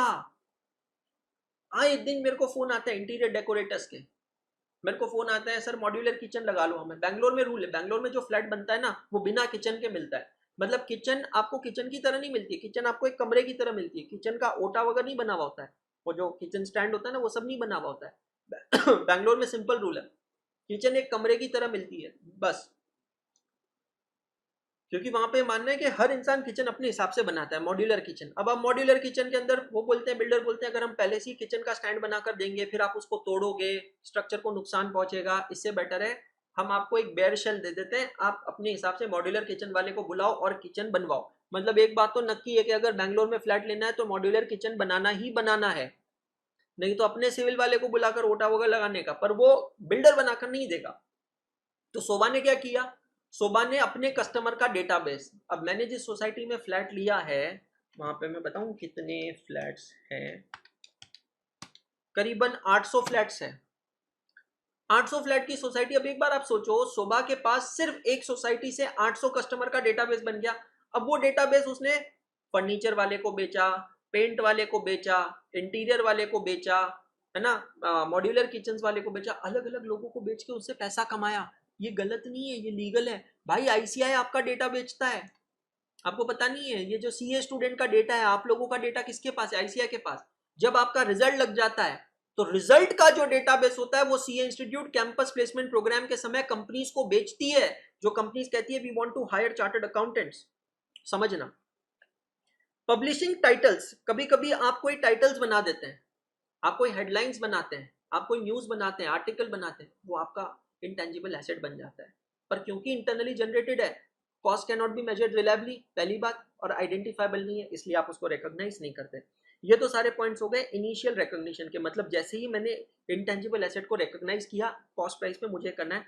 अब आता है subsequent recognition. Subsequent measurement should also be done at cost price. Subsequent cost incurred on intangible asset can be capitalized, that is added to the cost of intangible asset only if it is probable that future economic benefits will be generated to enterprise। नहीं तो P&L में transfer करो। मतलब क्या sir, मतलब क्या, समझ में नहीं आया। मतलब बहुत सिंपल है। पहले व्हाट्सएप का एक ऐप बना था, एकदम शुरुआत में सिर्फ मैसेजिंग ऐप था, कोई डबल टिक नहीं, कोई ब्लू टिक नहीं, कोई ऑनलाइन नहीं, कोई मीडिया नहीं, कुछ नहीं कुछ नहीं कुछ नहीं, कुछ भी नहीं। एक सिंपल सा ऐप था, मैसेज आता था, मैसेज जाता था। अब धीरे धीरे व्हाट्सएप क्या कर रहा है, उसमें अपग्रेड करता जा रहा है, देखो। फिर उसके बाद में धीरे धीरे, मतलब आप देखो, progression is more important than perfection. चीजें बदलती गई धीरे धीरे। फिर उसमें सिस्टम आया कि सामने वाले को मैसेज मिला है कि नहीं कैसे पता चलेगा, अच्छा डबल टिक मतलब डिलीवर्ड, उसने पढ़ा है कि नहीं कैसे पता चलेगा, ब्लू टिक मतलब पढ़ लिया। पर मैं नहीं चाहता कि कोई मेरा पढ़े, तो मैंने प्राइवेसी सेटिंग में एक सेटिंग दे दी कि ब्लू टिक को ऑफ कर दो। उससे क्या होगा, ना किसी को मेरा ब्लू टिक दिखेगा, ना कोई और मेरा ब्लू टिक देख सकता है। मतलब झंझट ही खत्म। वो व्हाट्सएप ने वो देखो कितना समझदारी से काम किया, वन साइडेड नहीं किया उसको, कि अगर मैं ब्लू टिक सेटिंग ऑफ कर देता हूं तो मेरे को दूसरों के ब्लू टिक दिख रहे हैं पर किसी और को मेरा नहीं दिख रहा। व्हाट्सएप बोल रहा है ऐसे नहीं चलेगा भाई, सिंपल है। मीडिया ट्रांसफर कर दिया। मीडिया में पहले से फोटोज जाते थे, फिर फोटोज के साथ वीडियोज भी जाने लगे, फिर फोटोज वीडियोस उसके साथ फाइल्स भी जाने लगी। अरे यार कमाल चीज है, वॉइस नोट्स जाने लगे। व्हाट्सएप पे ऑडियो कॉल आ गया, फिर व्हाट्सएप पे वीडियो कॉल आ गया, अभी लेटेस्ट में देखोगे तो पेमेंट गेटवे भी आ गया। मतलब कॉन्स्टेंटली चीजें चल रही है। तो आपने पहले एक इंटेंजिबल एसेट बना दी, उसकी कोई तो भी कॉस्ट थी, उस कॉस्ट पे इंटेंजिबल एसेट को रिकॉग्नाइज कर दिया। अब अगर आप सब्सिक्वेंटली उस इंटेंजिबल एसेट पे कॉस्ट इंकर कर रहे हैं तो subsequent cost incurred on intangible asset, क्या हम उसको कैपिटलाइज करेंगे या रेवेन्यू एक्सपेंडिचर ट्रीट करेंगे? सिंपल सी चीज है। AS 26 कहता है अगर आपको लगता है ये सब्सिक्वेंट कॉस्ट के वजह से फ्यूचर इकोनॉमिक बेनिफिट होगा, FEB होगा, तो फिर आप एक सिंपल सी चीज करें, आप उसको कैपिटलाइज करें, नहीं तो P&L में ट्रांसफर करें। As simple as that. Paragraph number 56 कहता है कि पहले, अभी नहीं, पहले, ये सिर्फ पता होना चाहिए इसलिए बता रहा हूं, there were certain expenses which were incurred but they are not intangible assets. Certain expenses incurred but not intangible asset. Paragraph 56 of AS 26 में डिफाइन किया गया है, उसको हम P&L में डेबिट करते हैं। जैसे कि ट्रेनिंग पे खर्चा, मैंने अपने एम्प्लॉइज को ट्रेनिंग दी है, ट्रेनिंग पे खर्चा किया, एम्प्लॉइज की ट्रेनिंग पे जो खर्चा किया है, डेफिनेटली उससे मेरा एम्प्लॉय का नो हाउ बन रहा है, पर वो इंटेंजिबल एसेट नहीं है, P&L में डालना पड़ेगा training cost. Heavy advertisement charges मैंने खर्चा किए, मैं उसको डेफर्ड रेवेन्यू एक्सपेंडिचर ट्रीट कर सकता हूं, बट इंटेंजिबल एसेट बोल के इंटेंजिबल एसेट नहीं कर सकता हूं। स्टार्टअप एक्सपेंस, अब यहां स्टार्टअप का मतलब ये वाला स्टार्टअप मत लेना, स्टार्टअप का मतलब है प्री इनकॉर्पोरेशन एक्सपेंसेस और प्रिलिमिनरी एक्सपेंसेस। कंपनी बनाने का जो खर्चा है वो इंटेंजिबल एसेट नहीं है। मैं फिर से कह रहा हूं, ये सारे खर्चे ना, they qualify as deferred revenue expenditure. A deferred revenue expenditure means a huge amount जिसका डेफरमेंट किया जाता है over the period of benefit. तो अगर कल्याण ज्वेलर्स ने अमिताभ बच्चन जी के साथ 3 साल का मार्केटिंग कॉन्ट्रैक्ट कर रखा है, लेट्स टेक एन एग्जांपल, और उसके लिए एक ह्यूज अमाउंट पे करता है कल्याण ज्वेलर अमिताभ बच्चन जी को, तो वो जो ह्यूज अमाउंट है एडवर्टाइजमेंट कॉस्ट है, उसको क्या करेंगे, उसको स्प्लिट करेंगे, डेफर करेंगे ओवर 3 इयर्स, क्योंकि वो मार्केटिंग कॉस्ट का बेनिफिट कितने साल तक मिलने वाला है, 3 साल तक मिलने वाला है, as simple as that. Expenditure on relocation, reorganisation और शिफ्टिंग द बिजनेस।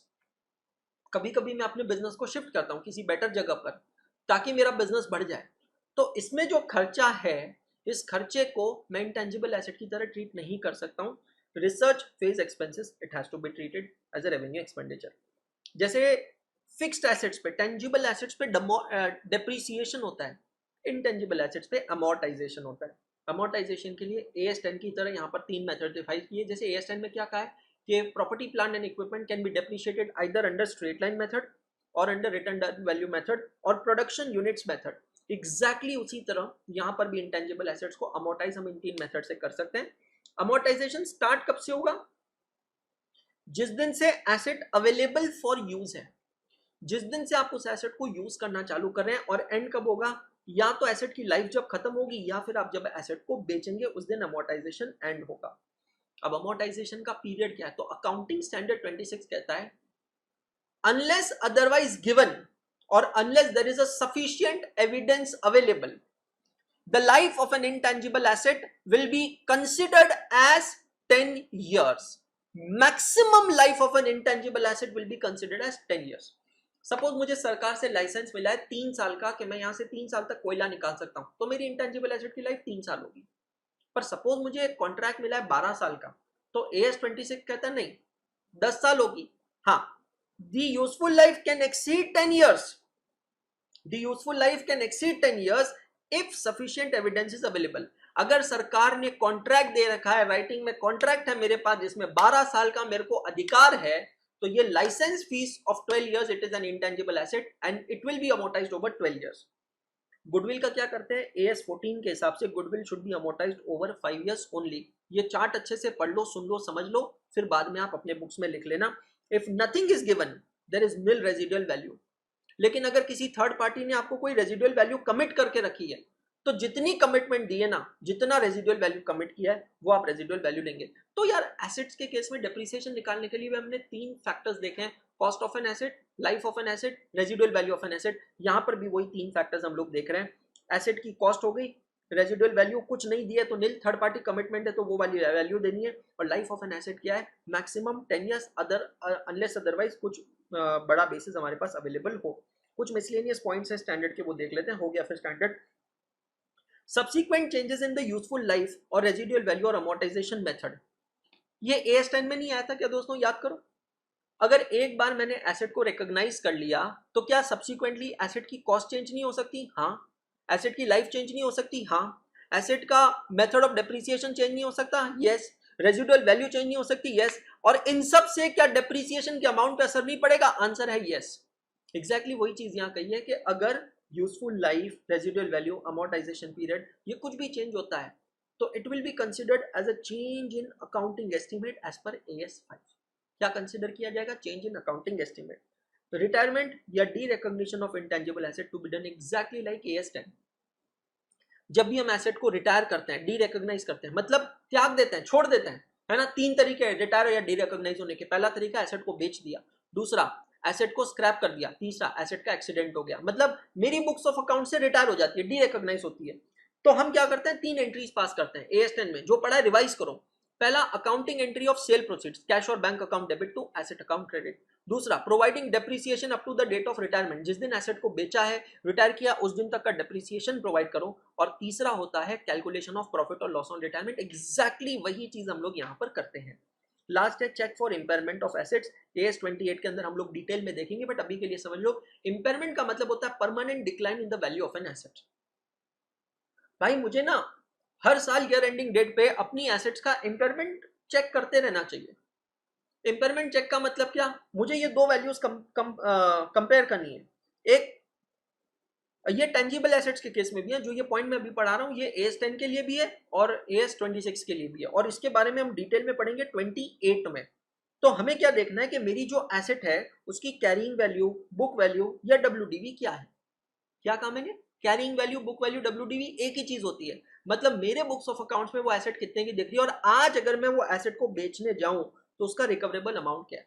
अब रिकवरेबल अमाउंट का मतलब सिर्फ बेचने जाऊं वाली वैल्यू नहीं है, रिकवरेबल अमाउंट का मतलब है मुझे अगेन उसमें दो वैल्यू कंपेयर करना है, how much is my value in use and how much is my value in exchange. Are you getting my point?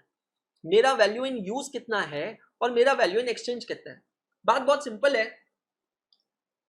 अगर सपोज कोई एसेट है, ध्यान से देखना, अगर सपोज कोई एसेट है जिसकी बुक वैल्यू है 1,20,000 रुपए, मेरे बुक्स ऑफ अकाउंट्स में दिख रही है 1,20,000 रुपए, और वैल्यू इन यूज या वैल्यू इन एक्सचेंज दोनों में से जो भी अमाउंट है मैं वो देखता हूं और मुझे पता चलता है कि रिकवरेबल वैल्यू है उसकी 1,00,000 रुपए। इसका मतलब पता है क्या? मेरी ये एसेट की वैल्यू आज गिर चुकी है। बिल्कुल एग्जैक्टली इन्वेंट्री वाली चीज नहीं है। At the end of the year inventory is valued at lower of cost price और मार्केट प्राइस, एग्जैक्टली वही पॉइंट है। सर एसेट्स के केस में तो वो नहीं करते, इसीलिए एसेट के केस में हम इसको इम्पेयरमेंट कहते हैं।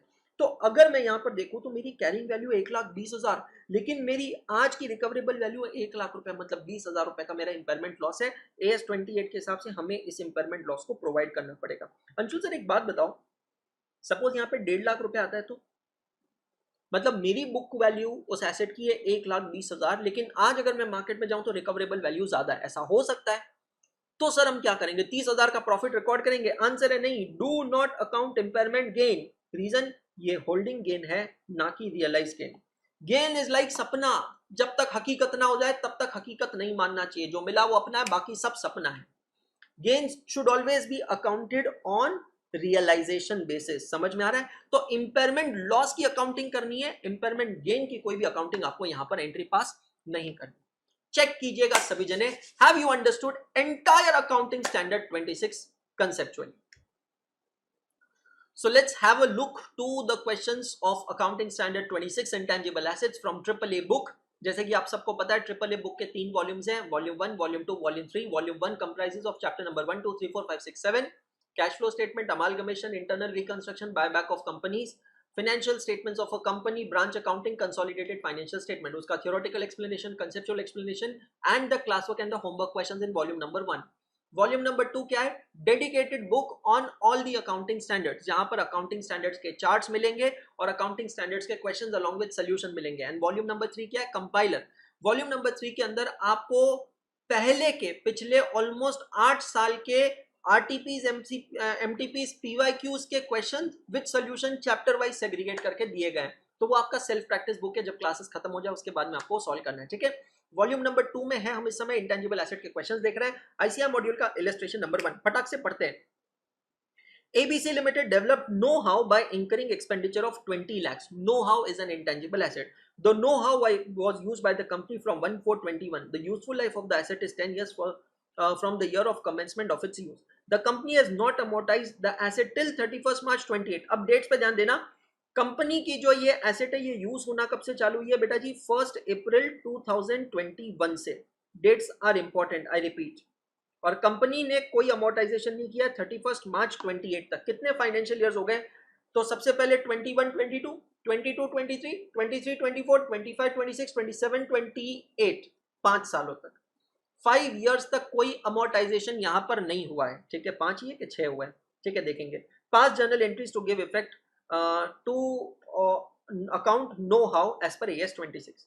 सबसे पहली बात, 20 लाख रुपए की मैंने एसेट खरीदी है, ठीक है? 20 लाख रुपए की एसेट पे 10 साल उसकी यूजफुल लाइफ है, nil residual value, annual depreciation और amortization, it comes to how much? Rupees 2 lakh, ठीक है? क्वेश्चन कहता है कि 31 मार्च 28 को हमें इसे अकाउंट करना है। तो हमें ये देखना है कि पहले के साल का डेप्रिसिएशन या अमोर्टाइजेशन कितना है। मैंने ये एसेट कब खरीदी है और कब से यूज पे की है? 1/4/21। तो 21 22 2 लाख रुपए, 22 23 2 लाख रुपए, 23 24 2 लाख रुपए, 24 25 2 लाख रुपए, 25 26 2 लाख रुपए, 26 27 2 लाख रुपए और 27 28 2 लाख रुपए। बिल्कुल सही है। तो 1 2 3 4 5 6 7 इंटू 2 14 लाख रुपए का अमोर्टाइजेशन हमें प्रोवाइड करना है। लेकिन रुकना, अब यहाँ पर AS 26 के साथ एक और अकाउंटिंग स्टैंडर्ड लग रहा है AS 5। AS 5 क्या कहता है? ये जो पहले सालों का डेप्रिसिएशन है ना 12 लाख रुपए, ये कहलाएगा प्रायर पीरियड आइटम। याद आ रहा है बच्चों, AS5 के अंदर हमने क्या पढ़ा है? एनी इनकम और expenditure arising in the current period as a result of error or omission in one or more of the previous period, it is known as a prior period item. क्या कहलाता है वो? prior period item कहलाता है। तो पिछले 7 सालों से मैंने अमोर्टाइजेशन नहीं किया, टोटल पिछले 6 साल और करंट ईयर का 1 साल, तो करंट ईयर का तो जो है ये करंट ईयर का तो जाएगा पीएनएल अकाउंट में। सी प्रायर पीरियड आइटम भी पीएनएल में जाता है, बट AS5 क्या कहता है? Prior period item should be disclose separately. तो आपका प्राइमा फेसी आंसर सही है कि 14 लाख रुपए का डेप्रिसिएशन अमोर्टाइजेशन प्रोवाइड होगा, एग्रीड है। पर ये पूरा 14 लाख रुपए कैसे दिखाएंगे आप? Profit and loss into bracket prior period items 12 lakh, amortization account debit 2 lakh, to asset account know how account 14 lakhs. Check all of you. Clear? The company had spent 45 lakh for publicity and research expenses on one of its new consumer product which was marketed in the accounting year 21-22 but proved to be a failure. State how would you deal with the following matters in the accounts of you limited for the year ending 31st March 22. एक शब्द ने answer दे दिया होगा आपको। आपने 45 लाख रुपए publicity पे खर्चा किया और रिसर्च एक्सपेंसेस था, ये रिसर्च हो गई फेलियर। भैया रिसर्च अगर फेल हो जाती है तो रिसर्च का खर्चा कहां जाता है? पीएनएल अकाउंट में जाता है। अच्छा यहां से एक और पॉइंट मेरे को याद आया, देखो छोटे छोटे बहुत सारे पॉइंट्स होते हैं बट एकेडमिकली जो इंपॉर्टेंट है वो कवर कर रहा हूं। आपने पहले रिसर्च की, रिसर्च पे खर्चा जो हुआ था वो पीएनएल को डेबिट कर दिया, फिर बाद में जाके वो रिसर्च सक्सेसफुल होती है, तो एक सवाल माइंड में आता है कि जो प्रीवियस पीएनएल में डेबिट किया था खर्चा, previously debited to PNL account, can I capitalize that expense subsequently after the research becomes successful and it enters into development phase? The answer is no. The answer is no. Whatever amount is treated as a revenue expenditure earlier, it will continue to be as a revenue expenditure. तो sir capitalise किया होगा, capitalise किया होगा, क्या पढ़ा है मैंने आपको अभी? ये देखो, capitalize all directly attributable expenses of the development phase. Once it enters into development phase, उसके बाद में जो भी खर्चा होगा वो कैपिटलाइज होगा, है ना? तो यहां पर आंसर क्या है? It will be debited to PNL account, the correct answer, absolutely. Number 3, a company with a turnover of 250 crores and annual advertising budget of 2 crores had taken up the marketing of a new product. नया product company लेकर आ रही है। It was estimated that the company would have a turnover of 25 crore from the new product, future economic benefits. The company had debited to its P&L the total expenditure of 2 crore incurred on extensive special initial advertising campaign of the new product. Is this procedure correct? Is this procedure adopted by company correct? Yes or no? एक company है जिसका already turnover है 250 करोड़ रुपए and an annual advertising budget of 2 crore has been taken up the marketing of a new product. एक नए product के लिए 2 करोड़ का एडिशनल खर्चा आप कर रहे हैं। आप एस्टिमेट लगा रहे हैं कि कंपनी को उससे 25 करोड़ का टर्नओवर होगा, एडिशनल टर्नओवर होगा नए प्रोडक्ट से। कंपनी ने क्या किया? ये 2 करोड़ रुपए को पीएनएल को डेबिट कर दिया as total expenditure of 2 crore incurred on extensive initial special advertising campaign. क्या ये ट्रीटमेंट सही है? The answer is absolutely yes. Sir ये यस कैसे हुआ? ये समझ नहीं आया सर, ये आंसर यस कैसे हुआ? पैराग्राफ नंबर 56 देखो बेटा, अभी क्या देखा हमने? Certain expenses incurred but not intangible asset, उसमें क्या दिख रहा है? अमिताभ बच्चन, कल्याण ज्वेलर्स, याद है? डेफर्ड रेवेन्यू एक्सपेंडिचर ट्रीट कर सकते हो, डेफर्ड रेवेन्यू एक्सपेंडिचर ट्रीट कर सकते हो, लेकिन आप उसको इंटेंजिबल एसेट ट्रीट नहीं कर सकते हो। लास्ट लाइन पढ़ते हैं, therefore the accounting treatment done by a company of debiting the entire advertisement expense rupees 2 crores to P&L account of the year is correct. It is absolutely as per AS 26. अब देखो मैं आपको paragraph number वही बता रहा हूं जहां बहुत अटमोस्ट नेसेसरी है। ट्रस्ट मी, अगर आप अपने आंसर्स में वो नंबर्स लिख देते हैं ना बाय चांस, तो जो वेटेज पड़ेगा ना आंसर को वो आप इमेजिन नहीं कर सकते। Next, Swift Limited acquired a patent at a cost of 80 lakh for a period of 5 years. And the product life cycle is also 5 years. ठीक है, तो पेटेंट अक्वायर किया, पेटेंट का मतलब फॉर्मूला है ना 80 लाख रुपए का. The company capitalise the cost and started amortising the asset at ₹10 lakh per annum. Okay, the company had amortized the patent at 10 lakh per annum in the first 2 years on the basis of economic benefits derived from the product manufacture. अब यहाँ पर आपका एक doubt आ सकता है कि sir 80 lakh रुपए का पेटेंट है, 5 साल की लाइफ है, तो सर स्ट्रेट लाइन मेथड के हिसाब से तो एनुअल अमोर्टाइजेशन 16 लाख रुपए होना चाहिए, लेकिन यहाँ पर अमोर्टाइजेशन 10 लाख रुपए की है. क्यों? क्योंकि AS26 एक और पॉइंट कहता है कि अमोर्टाइजेशन आप उतना ही करो जितना आप फ्यूचर इकोनॉमिक बेनिफिट डिराइव कर सकते हो. अब ये एक डिफरेंस है AS10 और 26 में. AS10 क्या कहता है? Maximum depreciation on an asset can not exceed the cost of an asset. AS26 क्या कहता है? मैक्सिमम अमोर्टाइजेशन कितना चार्ज कर सकते हैं? Only to the extent of the future economic benefits that can be derive from the intangible asset. तो 80 लाख की asset है, 5 साल की लाइफ है, 16 लाख रुपए में एनुअल डेप्रिसिएशन नहीं चार्ज कर रहा हूं, मैं चार्ज कर रहा हूं 10 लाख रुपए का amortisation, because it is on the basis of the economic benefits derive from the product manufactured under the patent. After 2 years, it was found that the product life cycle may continue for another 5 years. Original estimation था 5 साल का, original estimation था 5 साल का. Asset को आपने use कर लिया 2 साल, फिर रिमेनिंग लाइफ बचती है 3 साल, लेकिन अब आपको लगता है नहीं अभी 3 नहीं, अभी और 5 साल जाएगा. मतलब समझ में आ रहा है आपको? After 2 years, it was found that the product life cycle may continue for another 5 years from then. The patent was renewable and Swift Limited got it renewed after expiry of 5 years. The net cash flow from the product during these 5 years were expected to be value in use 36 lakh, 46 lakh, 44 lakh, 40 lakh, 34 lakh. Find out the amortization for each of the years. पहले साल और दूसरे साल का amortisation 10-10 lakh रुपए, ये clear हो गया. अब सवाल है कि उसके आगे वाले सालों का अमोर्टाइजेशन कितना होगा. सिंपल सा टेबल है. Amortization will take place in the ratio of net cash flow. मतलब मेरी टोटल एसेट की कॉस्ट कितनी है? इंटेंजिबल एसेट की कॉस्ट 80 लाख रुपए. ये क्लियर हो गई सबको? कैलकुलेटर पे ले लो एक बार ये फिगर, 80 लाख रुपीज. अब 80 लाख में से फर्स्ट ईयर और सेकेंड ईयर का जो अमोर्टाइजेशन है वो क्वेश्चन में दिया हुआ है, it is given in the question. तो 80 लाख माइनस 20 लाख बची कितनी बेटा जी? 60 लाख रुपए.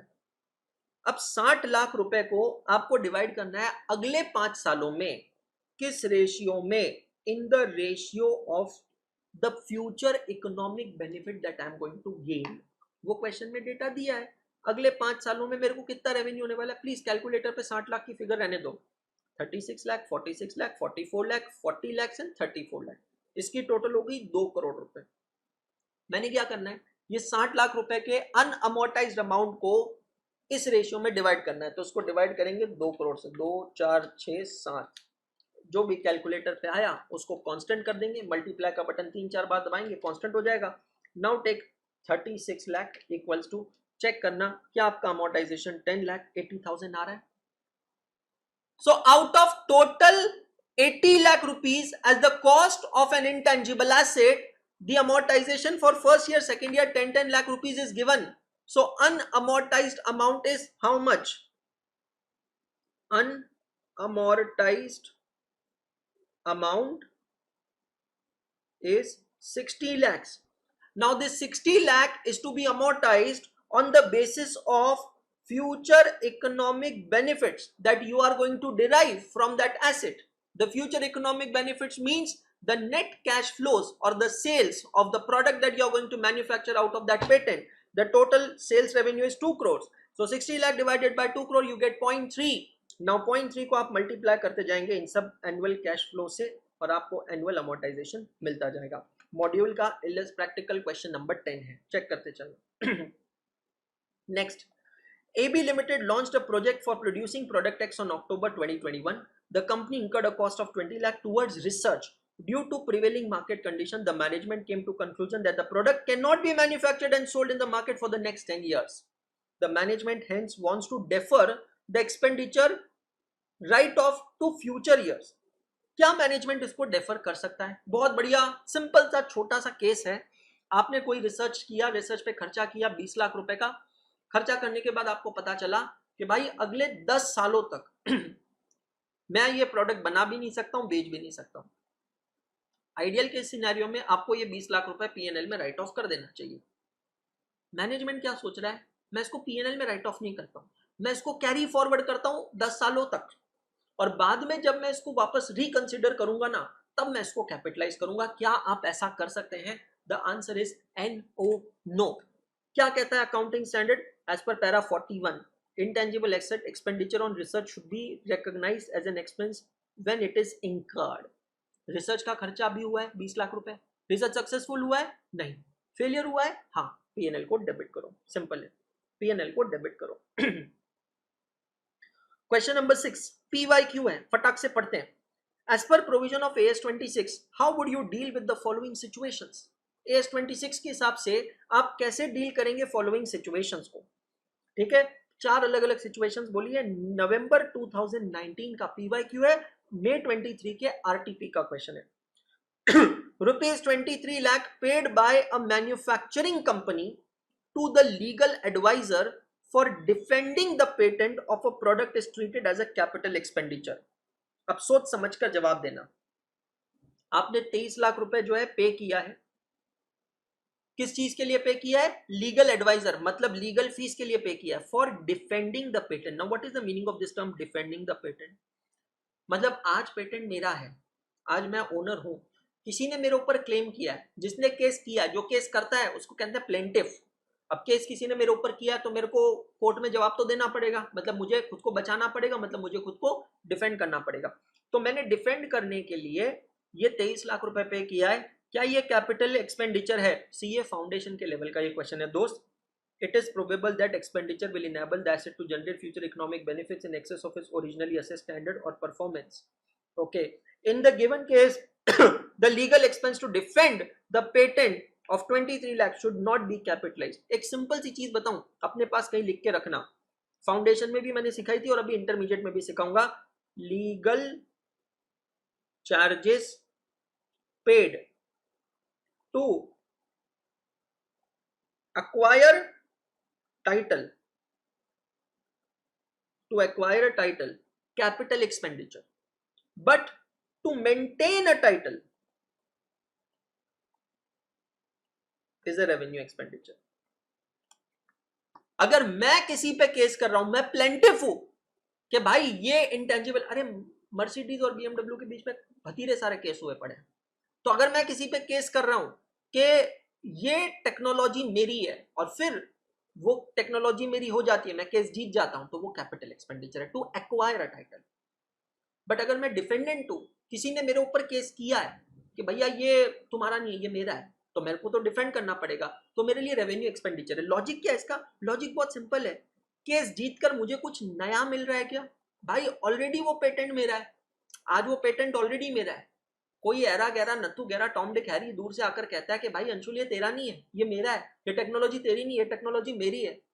ऐसे कैसे मेरी? मेरे को डिफेंड तो करना पड़ेगा. जिधर डिफेंड करना है उधर मेरे को वकील की फीस देनी पड़ेगी, लीगल खर्चा लग गया 23 लाख रुपए.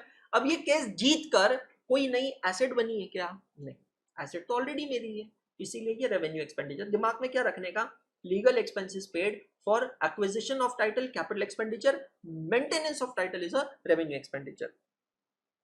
During the year 1819, company spent 7 lakh for publicity and research expenses on one of its new customer product, which was marketed in the same accounting year, but proved to be a failure.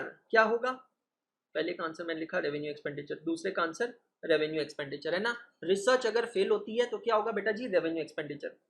Company spent 25 lakhs in the past 3 years to develop a product. These expenses were charged to P&L since they did not meet AS 26 criteria for capitalization.